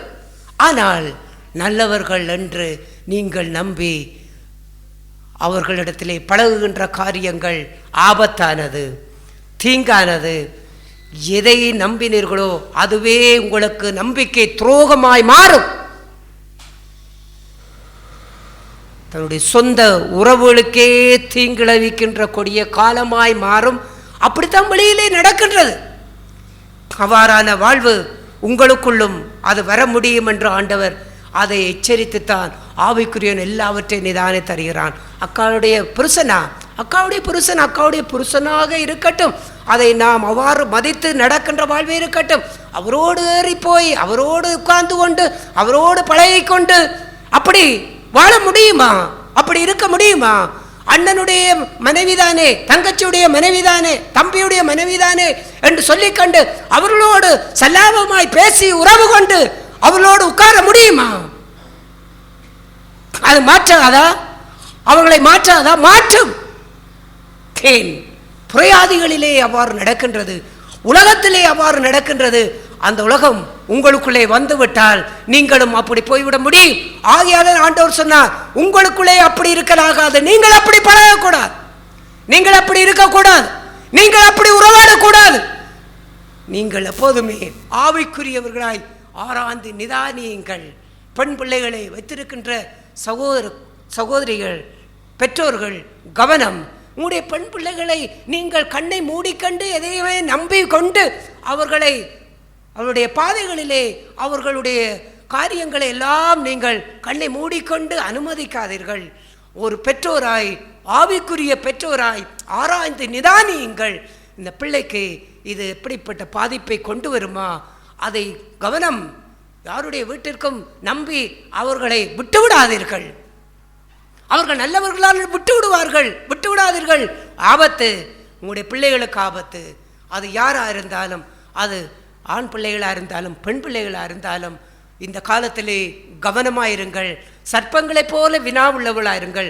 கபடில்லாதவர்களாய் நீங்கள் இருக்கலாம். எல்லாரையும் நம்பலாம், எல்லாரையும் நம்பிக்கை வைத்து எல்லாருடைய நல்லபடியாக பழகலாம். ஆனால் சர்ப்பத்தை போல வினா உள்ளவர்களாயிருங்கள். இவர்கள் எப்படிப்பட்டவர்கள், இவருடைய குணங்கள் எப்படிப்பட்டது, இவருடைய பேச்சு எப்படிப்பட்டதா இருக்கிறது, இவருடைய நடவடிக்கைகள் எப்படிப்பட்டதா இருக்கிறது, இவருடைய செயற்பாடுகள் எப்படிப்பட்டதா இருக்கின்றது, அதை கவனமாக சர்ப்பத்தை போல வினாவா இருந்து கண்டுபிடிக்க வேண்டும். இவர்கள் யாரோடு பழகுகிறார்கள், இவர்கள் பழகுகிற ஃப்ரெண்ட்ஷிப் எப்படிப்பட்டதா இருக்கிறது. ஃப்ரெண்ட்ஷிப் என்று சொல்லி ஒருவரோடு பழகுகிறாரே, அது ஆடாக பழகுகிறாரா? அதை மிகுந்த கவனம். பெண்ணோடு பழகுகின்ற பெண் பிள்ளையா இருக்கின்றாரா? அந்த பெண் எப்படிப்பட்டவள்? அவள் நல்ல ஃப்ரெண்ட்ஷிப்புக்குரிய நல்ல குணம் கொண்டவளா, நல்ல ஒழுக்கம் கொண்டவளா, ஆவிக்குரியவளாய் எல்லாவற்றையும் ஆராய்ந்து நிதானியுங்கள். உங்களுடைய பிள்ளைகள் அங்கே கிளாஸ்மேட் என்று சொல்லி கிளாஸ்மேட்டோடு சேர்ந்து அங்கே டூர் போகணும், இங்கே டூர் போக வேண்டும் என்று அவர்கள் எல்லாம் விரும்பி வரும் பொழுது ஒரு ஆவிக்குரியவர்களாய் நிதானியுங்கள். இவர்கள் இந்த சூழ்நிலைக்குள்ளே போனால் இவர்களுடைய ஒழுக்கம், இவருடைய ஆவிக்குரிய தன்மை, இவர்களுடைய பாதுகாப்பு எப்படிப்பட்டதாக இருக்கும்? கவனம். வீடு வழியே கிளாஸ்மேட் என்று உங்களுடைய பிறந்த நாளுக்கெல்லாம் கூப்பிட்டு அவ்வாறான பழக்கத்தை பழக்காதீர்கள். அது பிரயாதிகளுக்குள்ளே வெளியிலே செய்கின்றார்கள். கிளாஸ்மேட் என்று செய்கின்றார்கள், கீபத்தை என்று செய்கின்றார்கள். அவர்கள் ஏன் கீபத்தை கொண்டாடுகிறார்கள்? எதற்காக கொண்டாடுகிறார்கள்? நீங்கள் எதற்காக கொண்டாடுகிறீர்கள் தெரியாது. பொறுப்பெடுக்க வேண்டும். 21 வயசிலே ஒரு குடும்பத்திலே ஒரு பொறுப்படுத்தி தாய் தகப்பனை நீங்கள் ஒன்று பார்க்க வேண்டாம், நானே எல்லாவற்றையும் செய்கிறேன் என்று அது கொடுக்க முடியுமா? அதுவெல்லாம் அர்த்தம் அல்ல, அதுவெல்லாம் காரியம் அல்ல. கீபெடுத்த என்று ஏதோ அங்கே அது ஆங்கில நாகரிகத்திலே அவர்கள் அங்கே 16 வயது வந்தால் ஒருவரும் ஒரு கேள்வியும் கேட்க முடியாது, அடிக்க முடியாது. அவர்கள் இஷ்டத்துக்கு என்ன செய்ய வேண்டுமோ அதை அவர்கள் செய்து கொண்டே போகலாம். அது கிறிஸ்தவத்துக்கு ஒரு எதிர்மாறான காரியம், ஆவிக்குரிய வாழ்க்கைக்கு எதிர்மாறான காரியம். அந்த பழக்க விளக்கத்தை இங்கே கொண்டு வந்து கீபெடுத்தை என்று கொண்டாடுகிறீர்கள். விசுவாசிகள் கொண்டாட முடியுமா? ஏன் அதை நீங்கள் பிறந்த நாள் என்று கொண்டாடுங்கள், கீபெடுத்தை என்று ஏன் கொண்டாடுகிறீர்கள்? வெளியிலே செல்லுகின்றார்கள், வெளியிலே கொண்டாடுகின்றார்கள். ஆண்டவர் சொன்னார் வெளியிலே செய்யட்டும், உங்களுக்குள்ளே அப்படி இருக்கலாகாது. போனிலே திருமணமான விசுவாசிகள் போனிலே தன்னுடைய கணவனை கட்டிப்பிடித்து தன்னுடைய மனைவியை கட்டிப்பிடித்து ஸ்டேட்டஸ் போடுகிறார்கள். என்ன இது? நீங்கள் கட்டிப்பிடிப்பதே எல்லோரும் பார்க்க வேண்டுமா? அசிங்கமா இல்லையா? அருவருப்பா இல்லையா? என்னுடைய மனைவியை நான் எப்படி கட்டிப்பிடிக்கின்றேன், என்னுடைய கணவரை நான் எப்படி கட்டிப்பிடிக்கின்றேன், இது எல்லாம் எப்படி வருகின்றது? ஏன் போட நினைக்கின்றீர்கள்? காரணம் என்னென்றால் புரையாதிகள் செய்கின்றார்கள். அடுத்தவர்கள் போடுவதை பார்க்கின்றீர்கள். அடுத்த மனுஷன், அவிசுவாச மனுஷன், வெளியிலே இருக்கிற மனுஷன், அவன் எவ்வாறு தன்னுடைய மனைவியை கட்டிப்பிடிக்க அவன் வீட்டிலேயே அன்பு செய்கின்றானோ தெரியவில்லை. அந்த மனைவி வீட்டிலே கணவனுக்கு ஒழுங்காய் கீழ்ப்படுகிறார்களோ தெரியவில்லை. வீட்டிலே எப்படி இருக்கிற தெரியவில்லை. போனிலே எல்லாம் அன்பு செய்வதை போல நேசிப்பதை போல அவர்கள் கட்டிப்பிடித்து போடுகிறார்கள் என்பதற்காக அவர் போட்டு விட்டார். நான் என்ன இழக்கமா? என்னுடைய கணவரை நான் கட்டிப்பிடித்து நான் அங்கே ஒரு படத்தை போடுவது என்ன, அதை நான் செய்ய முடியாதா? ஆண்டவர் என்ன சொல்லுவார்? உங்களுக்குள்ளே அப்படி இருக்கலாம். அவர்கள் செய்கிறார்கள் என்பதற்காக செய்ய, அதெல்லாம் செய்யாத அசிங்கம், அருவருப்பு. நீங்கள் கட்டிப்பிடிப்பதை எல்லோரும் பார்க்க வேண்டுமா? விசுவாசிகள் நம்முடைய சபையிலே கூட அதை செய்கின்றீர்கள். நீங்கள் அறியாமல் செய்திருந்திருப்பீர்கள். இனி ஒருபோதும் அப்படி செய்யாதீர்கள். அது செய்திருந்தால் அதை எடுத்து விடுங்கள். அப்படி செய்ய நடந்து கொள்ளாதீர்கள். அது நல்ல மாதிரி இல்லை, ஒரு ஆவிக்குரியவனுக்குரிய நல்ல சாட்சி இல்லை. ஸ்டேட்டஸ் ஸ்டேட்டஸ் என்று சொல்லி அங்கே பாடல்கள், பிறந்த நாள் வந்தால், இல்லாவிட்டால் அன்னை தினம் வந்தால், தந்தையர் தினம் வந்தால், அவர்கள் எல்லாம் அந்த சினிமா பாட்டை அதுக்குள்ளே எடுத்து போட்டு ஏதோ ஒரு அர்த்தமுள்ள பாட்டு என்று போட்டு அதை போடுகின்ற வாழ்வு. உலகம் பாலுக்குள்ளே கொஞ்சம் தண்ணி வருகின்றதே, அதுவே உலகம் என்று அதை வெறுத்து வந்திருக்கிறோம். அவன் போடுகின்றான், போடட்டும். உங்களுக்குள்ளே அப்படி இருக்கலாகாது. இது வாழ்க்கையின் எல்லாவற்றுக்கும் நம்முடைய வாழ்க்கையிலே அதை எச்சரிக்கையாக வைத்திருக்க வேண்டும். மற்றவர்கள் செய்கின்றார்கள், அது புரையாதிகள், அவர்களை விட்டு விடுங்கள். ஆண்டவர் சீசர்களை பார்த்தேன், கிட்டே வாருங்கள். அவர் கிட்டே கூப்பிட்டு சொன்னார், உங்களுக்குள்ளே அப்படி இருக்கக்கூடாது. ஏனென்றால் நீங்கள் தேவராட்சியத்துக்குரியவர்கள், ஆவிக்குரியவர். ஒரு ஆவிக்குரியவன் ஆராய்ந்து நிதானிக்க வேண்டும். ஆண்டவரே, நான் இதை போடலாமா? ஆண்டவரே, நான் இதை செய்யலாமா? இது எனக்கு தகுதியாக இருக்க முடியுமா? அப்படி என்றால் அந்த கட்டிப்பிடித்து போடாத கணவன் மனைவி எல்லாம் அன்பே பாசமே இல்லாதவர்கள் என்று அவ்வாறு எண்ணுகிறீர்கள். தேவன் நியாயம் தீர்ப்பார். வீட்டிலே போனிலே அப்படி இருக்கிறீர்கள், போடுறீர்கள், வீட்டிலே எப்படி இருக்கிறீர்கள்? அது செய்வது மிகப்பெரிய ஒரு தவறான காரியம். ஆகையால் நான் சொல்லுகின்ற இந்த சின்ன சின்ன காரியங்கள் எல்லாம் பெரியவர்களாக இருக்கின்ற நீங்கள் கூட வயது சென்ற பிற்பாடும் கிளாஸ்மேட் என்று சொல்லிக்கொண்டு, இல்லாவிட்டால் ஒரு எதிர்பாலாரோடு நீங்களும் புறப்பட்டு சென்று அங்கும் இங்கும் டூர் செல்லுவதோ அங்கே இங்கு செல்லுவதோ, அதையெல்லாம் வீட்டிலே கூப்பிட்டு வைத்து கொண்டு அவர்களோடு சேர்ந்து ஒரு பாட்டியை வைக்கின்ற காரியம் வெளியிலே செய்கின்றார்கள். உங்களுக்குள்ளே அப்படி இருக்கலாகாது. ஏன்? உங்களுடைய பிள்ளைகள் அதை பார்க்கும். நீங்கள் அவ்வாறு செய்வதனால் நான் ஆவிக்குரிய வாழ்க்கையிலிருந்து அந்த காரியங்கள் மூலமாய் நான் சருகிவிட மாட்டேன், நான் கவனமாய் இருக்கிறேன் என்று ஒருவேளை நீங்கள் சொல்லிக்கொண்டு செய்ய முடியும். நீங்கள் செய்வதை உங்களுடைய பிள்ளைகள் செய்ய விரும்பும். அந்த பிள்ளைகள் தவறினால் என்ன செய்வீர்கள்? அதற்கு யார் காரணம்? அதற்கு யார் உத்தரவாதம்? தேவன் அதை பொறுப்பெடுப்பார் என்று நினைக்கின்றீர்களா? நாம் இதை செய்கின்றோமோ அந்த வாழ்வு நல்ல ஆவிக்குரிய காரியமாக இருக்கும் பொழுது தேவன் அதை கனப்படுத்துவார். உலகத்துக்குரிய காரியமாக இருந்தால் தேவன் அதை அங்கீகரிக்க மாட்டார். ஆகையால் பிரயாதிகள் என்ன செய்கின்றார்கள், அவருடைய பழக்க வழக்கங்கள் எப்படி இருக்கிறது, நடைமுறைகள் எப்படி இருக்கிறது, அவருடைய செயற்பாடுகள் எப்படி இருக்கிறது என்கிறதெல்லாம் கண்ணை மூடிக்கொண்டு பார்த்து அதை நம்பிக்கொண்டு செய்யாதீர்கள். உங்களுக்குள்ளே அப்படி இருக்கலாகாது.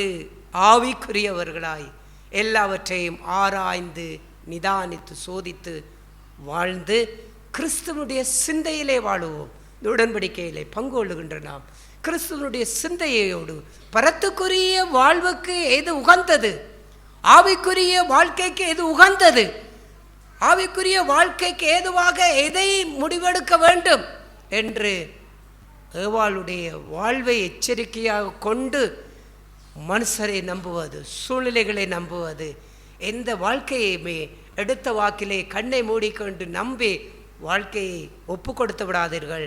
அதுக்கு பின்பாக பெரிய அழிவு இருக்கின்றது. நாம் ஜாக்கிரதையாக இருந்து ஆவிக்குரிய ஜனமாய் பரத்துக்குரிய வாழ்வை நோக்கி பரலோகத்துக்குரிய குடும்பங்களாய் எல்லா வாழ்க்கைகளிலும் கவனமாய் வாழுவோம். அதுதான் நமக்கும் நம்முடைய பிள்ளைகளுக்கும் மிகப்பெரிய பாதுகாப்பு. இந்த பாதுகாப்பு நிறைந்த வாழ்க்கையிலே ஆண்டவர் நம்ம எல்லோரையும் வழி நடத்துவாராமே. தேவன் சபையில் பேசிய வார்த்தைக்காக தேவன் அதிகமாக சோதரிக்கிறேன். ஆவிக்குரியோன் எல்லாத்தையும் நிதானித்து அறிந்திருக்கிறான். இயேசு கிறிஸ்து சொன்னா போல் உங்களுக்குள்ளே அப்படி இருக்கலாகாது. ஏன்னா உலகத்துக்குள்ளாக கடந்து செல்கிற ஒவ்வொன்றும் அவன் பிதாவுடைய அன்பை அவன் என்ன செய்ய முடியாது என்றால் அறியவே முடியாது. உலகத்தின் அன்பைத்தான் அறிந்திருப்பான். அதனால தான் யோவான் அப்போஸ்தலர் 1 யோவானில் எழுதும்போது அவர் 2ஆம் அதிகாரம் இங்கே 2ஆம் அதிகாரம் 15ஆம் வசனம் சொல்லுவதுபோல் உலகத்திலும் உலகத்தில் உள்ளவைகளிலும் அன்பு கூறாதிருங்கள். ஒருவன் உலகத்தில் அன்பு கொண்டால் அவனிடத்திலே பிதாவின் அன்பு இல்லை. ஏன்னால் ஒருவன் உலகத்திலே அன்பு வைப்பானாக இருந்தால் நிச்சயமாய் பிதாவுடைய அன்பு ஒரு காலம் அவனிடத்தில் இருக்கவே முடியாது. ஏன்னா உலகத்தின் அன்பு தான் அதை கவ்விக்கொண்டு அவனுடைய வாழ்க்கை எல்லாவற்றையும் நடைபெறும். அவர் அதை அதில் அந்த அதிகாரத்தில் எழுதும்போது எல்லாவற்றையும் எழுதுகிறார். ஏனெனில் மாம்சத்தின் இச்சையும் கண்களின் இச்சையும் ஜீவனத்தின் பெருமையும் எல்லாம் பிதாவினால் உண்டானவைகள் அல்ல, அவைகள் உலகத்தினால் உண்டானவைகள். இன்றைக்கு உலகத்தினால் உண்டாகிற ஒவ்வொரு காரியங்களையும் நம்முடைய இதயத்திலே நாம் எண்ணிக்கொண்டு அதற்குள்ளாக நம்ம ஒப்பு கொடுத்து வாழ்வோமா இருந்தால் நிச்சயமாய் ஒருவன் பிதாவுடைய வாழ்க்கையின் ஜீவியத்தை நிச்சயமாக வாழ முடியாது. அந்த பாரம், அந்த வாஞ்சை, தாகம் இருக்காது. ஆகையால் உண்மையாய் ஆதாம் ஏவாள் அங்கே ஏவாள் தன்னுடைய அந்த உலகத்தின் அந்த பழத்தை சாப்பிட வேணாம் என்று சொன்ன ஒரு காரியம் இன்றைக்கு அவள் அதே விரும்பி பிதாவுடைய அன்பை இழந்த ஒரு வாழ்க்கை. இன்றைக்கு அப்படியாப்பட்ட ஒரு வாழ்க்கையின் ஜீவியம் இன்றைக்கு என்னுடைய இதயத்திலே நான் நின்று எல்லாம் இன்றைக்கி அந்த சிந்தனை, அந்த எண்ணங்கள் இருக்குமாறு தான் நிச்சயமாய் பிதாவுடைய அன்பு அந்த உலகத்துக்குரிய வாழ்க்கையை ஜீவியத்தை என்ன செய்துவிடும், அது அத்தனையும் பிதாவுடைய அன்பிலிருந்து மாற்றிவிடும். ஆகையால் அத்தனையும் வெறுத்து எப்பொழுதும் பிதாவுக்குரிய வாழ்க்கையை எப்பொழுதும் எந்த நிலை இருந்தாலும் நான் கேட்ட போல உங்களுக்குள்ளே அப்படி இருக்கலாகாது. ஒவ்வொரு எல்லாத்தையும் சிந்திக்க முடியும், எல்லாத்தையும் நடக்கும், எல்லாத்திலையும் செயல்பட முடியும். நாங்கள் எந்தெந்த காரியத்தை செய்தாலும் இது தேவனுக்கு உகந்ததா, தேவனுக்கு பிரியமானதா என்று இயேசு சொன்ன பிரகாரம் உங்களுக்குள்ளே அப்படி இருக்கலாகாது. எத்தனையோ பேர் எத்தனையோ செய்துவிட்டு போட்டும், எவ்வளோத்தை அவர்கள் செய்யட்டும், ஆனால் நாங்கள் ஆவிக்குரியவர்களாக இருக்கிறோமா, நிதானித்து செயல்படக்கூடிய ஒரு வாழ்க்கை. அப்படியே என்ற வாழ்க்கையிலையும் நானும் அப்படியா என்னையே நான் நியாயத்து இந்த உலகத்துக்குள்ளாக கவ்விக்கொண்டு போகிற வாழ்க்கை, இந்த பாலை போல் அங்கே தண்ணியை கலக்கிற ஒரு வாழ்க்கையிலே எப்பயும் பால் மாதிரியே இருக்கும். அந்த ஒரு வாழ்க்கை இல்லாதபடிக்கு இவ்வளதும் அது சுத்தமான பரிசுத்தமான வாழ்க்கை, நிலைத்திருந்து வாழத்தக்கான வாழ்க்கை.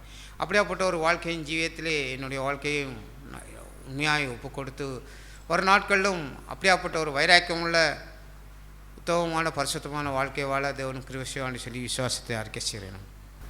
ஆவியானவர் சபையின் தேவைகளை அறிந்து அவர் நாள்தோறும் தன்னுடைய சபையில் வைத்த கரிசனைக்காய் நான் தேவனை அதிகமாய் சோத்தரிக்கிறேன். ஆவிக்குரியவன் எல்லாவற்றையும் நிதானித்து அறிகிறான் என்ற பிரகாரமாய் அங்கே சொன்னது போல நான் என்னுடைய இளவயதின் கிறிஸ்தவ வாழ்க்கையை நான் நினைத்து பார்த்தேன். இங்கே வாலிபர்களை, இளம் சந்ததியை குறித்து ஆவியானவர் பேசினார். அத்தோடு இறுதியிலே தான் அவர் ஒரு வயது முதிர்ந்த தாய் தகப்பனுக்காக அவர் பேசுகிற அந்த வார்த்தை, அங்கே கடந்த நாட்களிலே ஆவிக்குரிய சபை இந்த ஊரிலே நியமிக்கப்பட்ட போது அன்று இருந்த ஜீவியம் இன்று இருக்கிறதா என்பதை நான் நிதானிக்கும்படி அதை எனக்கென்றே ஆவியான இந்த வார்த்தையை பேசினான் நான் எனக்கொண்டு எடுத்துக்கொள்கிறேன். அதை நான் யாருக்கும் அதை திணிக்க விரும்பவில்லை. ஆரம்ப நாட்களிலே ஒரு சகோதரனுடைய வீட்டுக்கு போகும்போது வழியிலே நின்று கூப்பிட்டு சகோதரன் இல்லை என்றவுடன் திரும்பி செல்லுகிற அந்த ஜீவியம் இப்பொழுது என்னிடத்தில் இருக்கிறதா, அதை நான் நிதானிக்கவே நான் விரும்புகிறேன். அதை நிதானித்து விட்டேன் என்றால் என்னுடைய ஆரம்ப காலத்தில் உள்ள அந்த இளவயதினுடைய வாழ்க்கை இன்றும் எனக்குள் அது இளைப்பாறுகிறது என்பதை நான் உணர்ந்து கொள்ள முடியும். அதையே நான் மறுபடியும் புதுப்பித்து என்னுடைய ஜீவன நாட்களெல்லாம் இதையே நான் இந்த உலகத்தினுடைய ஜீவியத்தை நான் கற்றுக்கொள்ளவே விரும்புகிறேன். நான் ஒரு வீட்டுக்கு செல்லும்போது அங்கே சகோதரன் இருக்கிறாரா இல்லை தனிமையாக இருக்கிறாளா என்று நான் நினைத்து சிந்தித்து அங்கே செல்லுகிற ஒரு ஜீவியத்தை நான் விரும்புகிறேன். நிச்சயம் கர்த்தர் எனக்கு இந்த வாழ்க்கையில் உதவி செய்வார். மரணம் அறிந்தவும் அவர் என்னோட கூட இருந்து என்னை நடத்துவான்னு விசுவாசிக்கிறேன், அறிக்கை செய்கிறேன். அறிக்கையை காத்துக்கொள்ள உதவி செய்யலாம். நாம் சகோதரன் தேவன் தேவ சபையிலே இங்கே சிறிய காரியம் துவங்கி பெரிய காரியம் எல்லாவற்றை குறித்தும் இங்கே கடிந்து கொண்டும் எச்சரித்தும் இங்கே பேசினார்.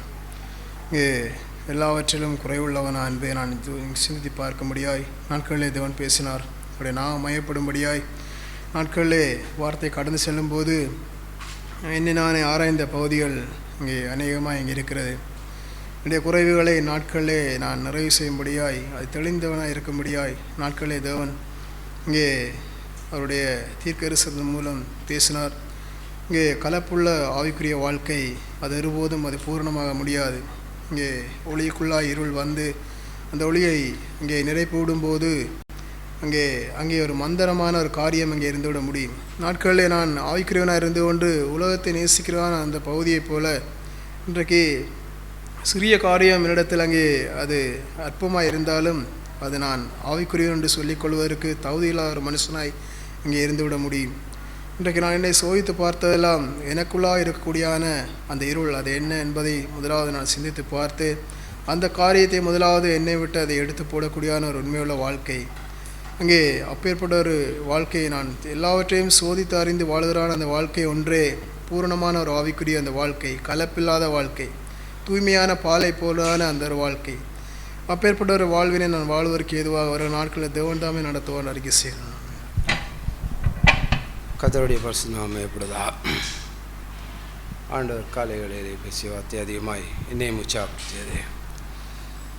ஆண்டவர் காலை வேளையிலே பேசிய அந்த தீர்க்க தரிசனம் அது நேற்றைய நாட்களிலே நடந்த சம்பவத்தை அங்கே எனக்கு உணர்த்தியது. நேற்றைய நாட்களிலே இந்த உபவாசத்திருக்கிறீர்களா என்று கேட்கும்போது சௌரன் கேட்கும்போது அங்கே அநேகராம் என்று உயர்த்தியவர்களாக இருந்தார்கள். அதிலே ஒரு சௌரன் இல்லை என்றே அங்கே இருந்து விட்டார். ஆனால் அந்த சௌரன் நினைத்திருந்தால் தானும் ஆமென்று கையை உயர்த்திக்க முடியும். இத்தனை பேருக்கு மத்தியிலே அங்கே அவமானப்படுவேன், அது இன்னும் தன்னுடைய மனம் வேதனை அடையுமெங்கிற அந்த நிலையிலே தானும் உயர்த்தியிருக்க முடியும். ஆனால் அன்றைய நாளிலே அந்த சௌரன் தான் உபாசிக்கவில்லைங்கிற அந்த ஒத்துக்கொண்டு தான் அந்த ஜீவியம் என்னுடைய ஜீவியத்தில் அது சாட்சியாய் மாறியது. இன்றைக்கு அந்த அத்தனை பால்களுக்குள்ளே தண்ணீராக இருக்கக்கூடிய தான் நானும் உபாசித்திருக்கிறேன் சொல்லாது அந்த உத்தம அந்த இருதயத்தை அந்த சௌரம் காண்பித்தது நேற்றைய நாட்கள் எனக்கு அது மிகவும் அங்கே சாட்சியாக இருந்தது. தேவனை அதிகமாக ஸ்தோத்தரிக்கிறேன். காலை வேளையிலே அந்த தீர்க்கதரிசனம் பேசி அந்த வார்த்தை வரும்போது எனக்குள்ளே நான் அதைத்தான் நிதானித்தேன்.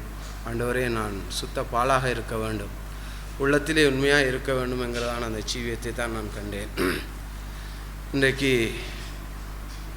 ஆண்டவர் அநேகரை எங்கே நம்பக்கூடிய காரியத்திலே மனிதன் யாரென்று யாருக்கும் தெரியாது, அவனுடைய உருவங்கண்டு அவனை நம்பிவிடாதே, அவனை தள்ளிவிடாதே என்றது போன்று என்னுடைய ஜீவியத்திலே நானும் ஆவிக்குரியவனை ஆராய்ந்து பார்த்து இவன் இப்படிப்பட்டவன் என்று நான் அவனை வெறுத்து விடாதபடிக்கும் அங்கே ஒதுக்கி விடாதபடிக்கும் ஆராய்ந்து பார்த்து ஜீவிக்கக்கூடிய ஒரு மனிதனாகவே வாழ ஜீவிக்கிறேன், வாஞ்சிக்கிறேன். பரிசுத்த ஆவியான உபதேசம் நம்பிக்கை.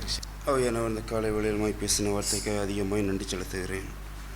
ஆவியானவர் எப்போதுமே அவருடைய தயவும் அவருடைய இரக்கமும் எப்போதுமே எங்களை சூழ்ந்து கொண்டு இருக்கிறது என்பதை, அவருடைய பிள்ளையாய் நாங்கள் இருக்கிறோம் என்பதை ஆவியானவர் ஒரு கண்டிப்புகள் மூலமும் ஒரு எச்சரிப்பின் மூலமாய் நான் அதிகமாய் சந்தோஷப்படுகிறேன்.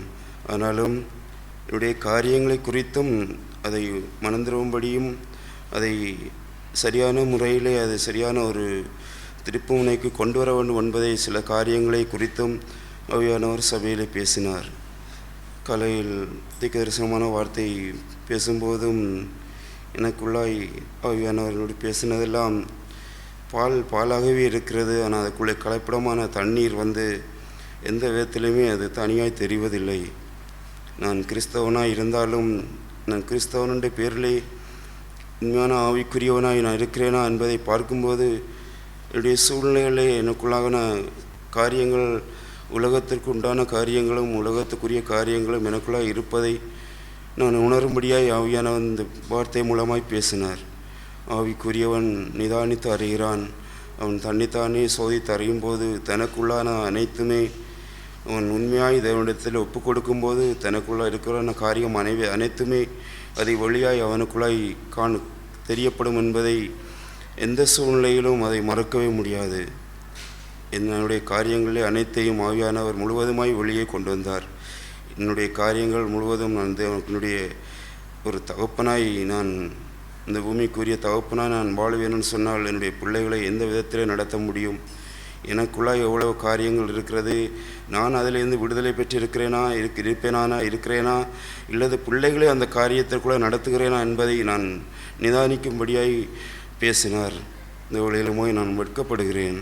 என்னுடைய பிள்ளைகளை நான் எந்த விதத்திலே நான் சரியான முறையிலும் சரியான கண்டிப்புடனும் நான் போதிக்கத்தான் செய்கிறேன், வளர்க்கத்தான் செய்கிறேன். ஆனாலும் என்னுடைய சூழ்நிலைகள், அவர்களுடைய மாதிரி காரியங்கள் அது சில வேளைகளிலே தாறுமாறாக இருந்தாலும் அதை மறுபடியுமாய் அதை உணரும்படியாய் நான் பேசத்தான் செய்கிறேன். கட்டாயம் ஆண்டவர் எனக்கு ஒரு நல்ல ஞானத்தையும் ஒரு நல்ல அறிவையும் விவேகத்தையும் தந்து நல்ல ஒரு வளர்ப்புக்குள்ளாய் வளர்த்து அந்த சூழ்நிலைக்குள்ளாய் கடந்து செல்ல முடியுமோ அந்த சூழ்நிலைக்குள்ளாய் பிள்ளைகளை நடத்தி செல்லவும் என்னுடைய குடும்பத்தை நடத்தி செல்லவும் நான் ஒரு திராணி உள்ளவனாய், ஒரு உண்மை உள்ள கிறிஸ்தவனாய், உண்மையுள்ள ஆவிக்குரியவனாய் எப்போதுமே இருந்து நானும் தேவனுக்கு முன்பாய் உண்மை உள்ளவனாய் இருந்து தேவனுடைய பிள்ளையாய் நான் வாழ வேண்டும். இன்னும் என்னுடைய காரியங்களை ஆண்டவர் வெளிப்படுத்த வேண்டும். நான் என்னுடைய காரியங்களை சரியான முறையில் செய்ய வேண்டும் ஆசையாக இருக்கிறேன். ஆவியானவர் இன்னும் என்னை அந்த காரியத்துக்குள்ளே நடத்தி அவருடைய தெளிவுக்குள்ளாயும் அவருடைய உண்மையான வழிவுக்குள்ளாயும் அவருடைய சித்தத்திற்குள்ளாகவும் அவர் வாழ்ந்தான வாழ்க்கையை நானும் வாழத்தக்கதாகவும் ஆவியான வரப்போகும் நாட்களில் என்னோடு கூட இருந்து நடத்துவார் என்று சபையில் அறிக்கையிடுகிறேன். ஆண்டவருடைய பரிசுத்த நாமம் மையப்படுவதாகும். காலை வேளையிலே தேவன் சபையில் எழுந்தள்ளி பரிசுத்தத்தில் இருக்கக்கூடியான அந்த தூய்மையான காரியத்துக்கு அங்கே துல்லியமாய் அவர் ஆராய்ந்து இந்த காலை வேளையிலே தேவன் பேசிய தீர்க்கதரிசனமான வார்த்தைகளுக்காய் தேவனை அதிகமாக ஸ்தோத்தரிக்கிறேன். இங்கே ஆண்டவர் அங்கே தண்ணி பால்ன்னு சொல்லி அவர் அங்கே பேசாமல் இங்கே பாலுக்குள்ளே தண்ணி கலந்திருக்கிறதுங்கிறான காரியத்தை குறித்து அந்த பரிசுத்தத்துக்குள்ளே இந்த உலகம் அங்கே அது கலந்திருக்கிறதுங்கிறான காரியத்தை குறித்து அங்கே ஆண்டவர் இங்கே பேசினார். இங்கே சகோதரன் சொன்ன போல அங்கே தண்ணியாக இருக்கக்கூடிய ஒரு மனுஷன் அங்கே இதுக்குள்ளே அங்கே இருக்க மாட்டான் என்றால் போன்றான இந்த காரியங்களை தேவன் தூய்மையை அங்கே துல்லியமாய் அங்கே அவர் உற்று நோக்கக்கூடியான இந்த பரிசுத்த ஜீவியத்துக்காய் தேவன் அதிகமாக ஸ்தோத்தரிக்கிறேன். இன்றைய நாட்களிலும் ஆண்டவர் பேசிய அந்த வார்த்தை என்னையும் அதிகமாக இங்கே உற்சாகப்படுத்தியது. தேவ சமூகத்தில் இருக்கக்கூடியான அந்த கலப்படமுள்ள காரியங்களுக்குரியான காரியம் இங்கே காணப்படக்கூடியான அந்த உண்மையான பாலுக்குள்ளே அது கலப்படமாக இருக்கக்கூடியான அந்த பரிசுத்தத்துக்குள்ளே அங்கே இருக்கக்கூடிய காரியங்களை தேவன் அங்கே காண்பித்தார். தேவனை அதிகமாக ஸ்தோத்தரிக்கிறேன். என்னிடத்திலே அக்கறை கொண்டு என்னுடைய பரிசுத்த ஜீவியத்தை குறித்தான துல்லியமான அக்கறையும் கரிசனையும் உள்ள அந்த அன்புள்ள ஆண்டவருக்காய் தேவனை ஸ்தோத்தரிக்கிறேன். அப்பேற்பட்டான பரிசுத்தத்தினுடைய அந்த மேன்மையான அந்த ஜீவியத்துடைய உண்மையான அந்த ஆவிக்குரிய ஜீவியத்தை வாழ வரக்கூடிய காலங்களிலும் பரிசுத்தாவியானவர் உற்சாகத்தின் ஆவியையும் பரிசுத்தாருடைய வல்லமையும் தந்து என்னை நடத்தவன்னு விசுவாசத்தை இருக்க சொன்னோம். தேவன் சபை எடுத்த வார்த்தைக்காய் அதிகமாக சோதரிக்கின்றேன். பாலுக்குள் தண்ணீர் கலக்காமல் முன்பாகவே அதை எடுத்து போடத்தக்கான அந்த வாழ்வை குறித்து தேவன் இந்த காலவெளியிலே அநேகமான காரியங்களுக்கு ஒரு 20க்கும் மேற்பட்டான ஒரு காரியங்களை குறித்தும் தேவன் பேசினார். இந்த இவ்வாறான சின்ன சின்ன காரியங்களே அந்த தண்ணீர் பாலுக்குள் தண்ணீரை கலக்கக்கூடியான அந்த வாழ்வு தெரியாமலே அதை கலக்கப்படக்கூடியான அந்த நிலைகளை தேவன் இந்த காலவெளியிலே எனக்கும் தேவன் உடைப்பட்டான நிலைகள்லாம் அநேகமான காரியங்களை குறித்து தேவன் என்னிடத்தில் கேட்டான நிலைகள்லாம் பாலுக்குள் தண்ணீர் கலக்கக்கூடியான அந்த வாழ்வெல்லாம் நீ அறிந்தும் அறியாமலேயும் அதை செய்யக்கூடியான அந்த வாழ்வு அநேகமான காரியங்களை குறித்து தேவன் ஒவ்வொன்றாய் ஒவ்வொரு சிறு காரியமாக இருந்தாலும் சரி, அது பெரியான ஒரு காரியமாக இருந்தாலும் சரி, தேவன் ஒவ்வொன்றாய் அதை காண்பிக்கும் பொழுது ஒரு குறைவு நிறைந்தான அந்த வாழ்வைத்தான் என் மனதுக்குள் நான் எண்ணிக்கொண்டான் அந்த வாழ்வைத்தான் தேவன் அதை காண்பித்தார். அக்கறைக்கு இக்கரை பச்சை என்று சொல்வதற்கு முன்பாகவே தேவன் ஒரு காரியத்தை தேவன் காண்பிக்கும் பொழுது அதை நான் இங்கால் இருந்து கொண்டு அது நன்றாகத்தான் இருக்கும் என்று சொல்லி உள்ளதுக்குள்ள எண்ணிக்கொண்டு நான் அதை பட்டு தெளிவதற்கு முன்பாகவே தேவன் அந்த காரியத்தை குறித்து பேசுகின்றான். அந்த வாழ்க்கையெல்லாம் நான் முன்பாகவே தேவன் எனக்கு காண்பிக்கின்றான் ஒவ்வொரு நிலைகளை குறித்து நான் விடுபடவில்லை என்று சொன்னால் அதில் நான் பட்ட பின்பு அது படக்கூடியான ஒரு வேதனைகளும் ஒரு வழிகளையும் நான் அதை கண்டும் ஒரு பிரயோசனம் இல்லாத வாழ்க்கையும் தேவனை சமத்தை விட்டு தூரம் போகக்கூடியான அந்த வாழ்க்கையும் தான் தேவன் இந்த வேளையிலே எனக்கும் காண்பித்த நிலைகள். அந்த பாலுக்குள் தண்ணீர் கலப்பதற்கு முன்பாகவே அதை எடுத்து போடத்தக்கான அந்த வாழ்வை தேவன் இந்த காலவெளியில் எனக்கும் தேவன் இடைப்பட்டான நிலைகள்லாம் அநேகமான காரியங்கள் குறித்து தேவன் எனக்கு ஒரு வெளிச்சத்தையும் ஒரு விவேகமாக நடக்கத்தக்கான அந்த ஆவியையும் தேவன் இந்த காலவெளியில் தந்தார். வருகிற நாட்களிலும் அந்த தண்ணீரை நான் அதுக்குள் கலந்து விட்டால் அதை எடுத்து போட முடியாது. அதுக்கு முன்பாகவே அதை கலப்பதற்கு முன்பாகவே அது தேவனுடைய சமூகத்தில் இருந்து அதை எடுத்து போடத்தக்கான அந்த வாழ்வு எப்பொழுதெல்லாம் எனக்கு நிலைத்திருக்கின்றதோ அப்பொழுதே அந்த பாலுக்குள் தண்ணீரை கலக்காத வண்ணம் நான் வாழத்தக்கான அந்த வாழ்வு நிலைத்திருக்க முடியும் என்பதைத்தான் தேவன் இந்த காலவெளியிலே அநேகமான காரியங்களை குறித்தும் அநேகமான ஒரு வெளிச்சத்தையும் அநேகமான ஒரு விடுதலையான காரியங்களை குறித்தும் தேவன் இந்த காலவெளியில் இடைப்பட்டார். அந்த வாழ்க்கையை வாழவே விரும்புகின்றேன். நான் ஒரு பொழுதும் தண்ணீரை எப்பொழுதும் அது பாலுக்குள் கலக்க முயற்சிக்காதபடி வாழத்தக்கான அந்த வாழ்விலே வருகிற நாட்களே தேவனுடைய அந்த பலனும் அவருடைய அந்த விசுவாசமும் அந்த வைரக்கமான அந்த வாழ்க்கையை தந்து என்ன நடத்துவார் செய்வாங்க. கர்த்தருடைய பரிசுநாமத்தை ஸ்தோத்திரம். தேவன் காலை வேளையிலே பேசான வார்த்தைக்காக தேவன் அதிகமாக நன்றி செலுத்துகிறேன். இன்றைக்கு கிறிஸ்துவின் சிந்தை உள்ளான ஒரு மனுஷனாய் என்னுடைய ஜீவியத்திலே இன்றைக்கு ஆவிக்குரியவைகளை அங்கே நிதானித்து ஆராய்ந்து என்னுடைய வாழ்க்கையின் ஒவ்வொரு காரியங்களையும் அங்கே நான் நடைமுறைப்படுத்தி கொண்டு வாழுறான ஒரு மனுஷனாக நிற்கிறேனா என்றான அந்த கேள்விகளோடு தேவன் காலை வேளையில் என்னோடு இடைப்பட்டு பேசினார். இன்றைக்கு அநேக குறைவுகள் அங்கே மனுஷிகமான சிந்தை கொண்டான காரியங்கள் அநேகம் உண்டு என்பதை குறித்து பரிசுத்தாவியானவர் காலை வேளையில் உணர்த்தினார். தேவனை அதிகமாக நன்றி செலுத்துகிறேன். இன்றைக்கு அப்போஸ்தலனாகிய பவுல் அங்கே எபிரேயரிலே சொல்லும் பொழுது அங்கே காலத்தை பார்த்தால் போதகர்களாக வேண்டிய நீங்கள் இன்னும் பாலை குடிக்கும் பிள்ளைகளாகவே இருக்கிறீர்கள் என்றான அந்த வார்த்தையை போல இன்றைக்கு நான் தேவனை அறிந்த நாட்கள் தொடங்கி இன்றைக்கு என்னிடத்திலே வளர்ச்சி என்பது அது எந்தளவாக இருக்கிறது. இன்றைக்கு ஆவிக்குரியவைகளை அங்கே சிந்தித்து பார்க்கத்தக்கதற்கு ஏதுவான ஆவிக்குரியவைகளை நிதானித்து ஆராய்ந்து பார்க்கத்தக்கதற்கு ஏதுவான ஒரு வாழ்வு அங்கே என்னிடத்திலே அது வளர்ச்சி உள்ளதாக அங்கே இருக்கிறதா. இன்றைக்கு இயேசு கிறிஸ்துனுடைய அந்த சிந்தையை எந்தளவாய் நான் என்னுடைய சிந்தையிலே கொண்டு வாழுகிறான ஒரு மனுஷனாக நிற்கிறேன். இன்றைக்கு நானும் அங்கே வெட்கப்பட வேண்டியான ஒரு மனுஷனாகவே தேவன் காலை வேளையிலே என்னை காண்பித்தார். நானும் அங்கே மனம் திரும்பி வாஞ்சிக்கிறேன். இன்றைக்கு பலமுள்ள ஆகாரத்தை உண்ணத்தக்கதற்கு ஏதுவாக என்னுடைய ஜீவியத்திலே அங்கே ஒரு வளர்ச்சி என்பது அவருடைய சிந்தையை கொண்டு வாழுகிறான அந்த அவர் ஆவிக்கேற்றவைகளை அங்கே சிந்தித்து ஆவிக்குரியவைகளை அங்கே நிதானித்து ஆராய்ந்து வாழுகிறான அந்த வளர்ச்சி உள்ள வாழ்வுதான் இன்றைக்கு என்னுடைய வாழ்க்கையிலே அங்கே தேவை என்பதை குறித்து பரிசுத்தாவியானவர் காலை வேளையில் இடைப்பட்டார். தேவனை அதிகமாக நன்றி செலுத்துகிறேன். தேவன் வருகிற நாட்களிலும் அப்பேற்பட்டான ஒரு சிந்தை கொண்டது கிறிஸ்துவின் சிந்தை கொண்ட ஒரு மனுஷனாய் எல்லா சூழ்நிலையில் மத்தியிலும் ஒரு அற்பமான ஒவ்வொரு காரியங்கள் மத்தியிலும் அங்கே ஆவிக்குரியதான காரியமாக இருக்குமோ நன்மையாக இருக்குமோ தீன்மையாக இருக்குமோ என்பதை தேவனுடைய சிந்தையோடு அங்கே தேவன் நடந்தான அந்த வாழ்க்கையோடு ஒப்பிட்டு என்னுடைய வாழ்க்கையின் ஒவ்வொரு காரியங்களையும் அங்கே நிதானித்து ஆராய்ந்து வாழவே வாஞ்சிக்கிறேன். பரிசுத்தாவியானவர் வர நாட்களிலும் அப்பேற்பட்டான ஒரு வளர்ச்சி நிறைந்த வாழ்வுக்குள்ளாய் பரிசுத்தாவியானவர் வர நாட்களில் என்னை நடத்துவாண்டு விசுவாசிக்கிறேன். நாம் ஆண்டு சோதரன் தேவன் இந்த காலவேளையிலும் சபையில் கொடுத்தான வார்த்தை என்னையும் தேவன் ஒரு வெளிச்சத்துக்குள்ளாக தேவன் நடத்தினார். அங்கே அந்த ஸ்திரியானவள் அங்கே அந்த பழத்தை சாப்பிட முதல் ஆண்டவர் கொடுத்தான அந்த வாக்குத்தத்தின்படி அங்கே ஆவிக்குரிய வாழ்க்கையிலே அவர்களுடைய வாழ்க்கை போய்கொண்டிருந்த போது அங்கே அந்த ஆவிக்குரிய வாழ்க்கையை விட அந்த பழத்தை அங்கே பறித்தால் இன்னும் அதிகமாய் வாழலாம் என்று நினைத்து அங்கே அந்த பழத்தை பறித்து அங்கே பாவத்தில் விழுந்தாள். ஆண்டவர் இந்த ஸ்திரியை குறித்து தேவன் பேசும்பொழுது என்னையும் தேவன் இந்த காரியத்தை குறித்து பேசினார். அங்கே நான் ஆவிக்குரிய வாழ்க்கையிலே நான் இருந்து கொண்டு அங்கே திடீரென்று ஒரு சோதனைகள் வரும்பொழுது அந்த பாவத்தை செய்தால் இதை விட இன்னும் வாழலாம் என்று நினைத்து நான் அங்கே விழுந்தேனா இருந்தால் அந்த ஏவாளைப் போல நானும் என்னுடைய ஜீவியத்திலே விழ முடியும் என்பதை இந்த காலவேளையிலும் தேவன் பேசினார். நானும் இனி வேறு நாட்களையும் தேவன் தந்தான அந்த ஆவிக்குரிய வாழ்க்கையை நான் காத்துக்கொள்கிற அந்த ஜீவியம் அங்கே பாவத்திலே அங்கே நான் அந்த ஏவாளை போலே அங்கே நான் விழுந்தால் அங்கே நல்ல வாழ்க்கை வாழுமாண்டு விழுவேனா இருந்தால் அங்கே இந்த மாண்டுடுவேன் என்பதை தான் தேவன் இந்த காலவேளையிலும் என்னோட பேசினார். நானும் இனி வேறு நாட்களையும் தேவன் தந்தான அந்த ஆசீர்வாதத்தை பெற்றவனா வாழ தேவன் இனி வேறு நாட்களையும் என்னை நடத்துவாராக. உங்கள் பரலோக பிதாவே, இந்த நாளிலும் நம்முடைய மேச்சையிலே நாங்கள் பங்கு கொள்ளத்தக்கதாய், இயேசுவினுடைய ஜீவனிலே பங்கு கொள்ளத்தக்கதாய் எங்களை தகுதிப்படுத்தினவர். ஆண்டவரே, நாங்கள் இந்த உடன்படிக்கைக்கு உண்மையும் உத்தமமுள்ள ஜனங்களாய் நாங்கள் எப்போதும் கிறிஸ்துவனுடைய சிந்தையிலே நாங்கள் ஆவிக்குரிய ஜனமாய் எப்போதும் பரத்தை நோக்கி வாழ உதவி செய்தருளும். உலகம் ஒரு விதத்திலும் ஒரு புறத்திலும் எங்களுக்குள்ளே வந்துவிடாதபடிக்கு, உலகத்துக்குள்ளே நாங்களும் போய்விடாதபடிக்கு எங்கள் முழு வாழ்வையும் ஆவிக்குரியவர்களாக இருந்து ஆராய்ந்து நிதானித்து சோதித்து கர்த்தருடைய சிந்தையிலே நாங்கள் வாழ எங்களுக்கு உதவி செய்தருளும். எங்கள் எல்லோரையும் பாதுகாத்தருளும், ஆசீர்வதித்தருளும். இயேசு கிறிஸ்து நாமத்தில் பிதாவே.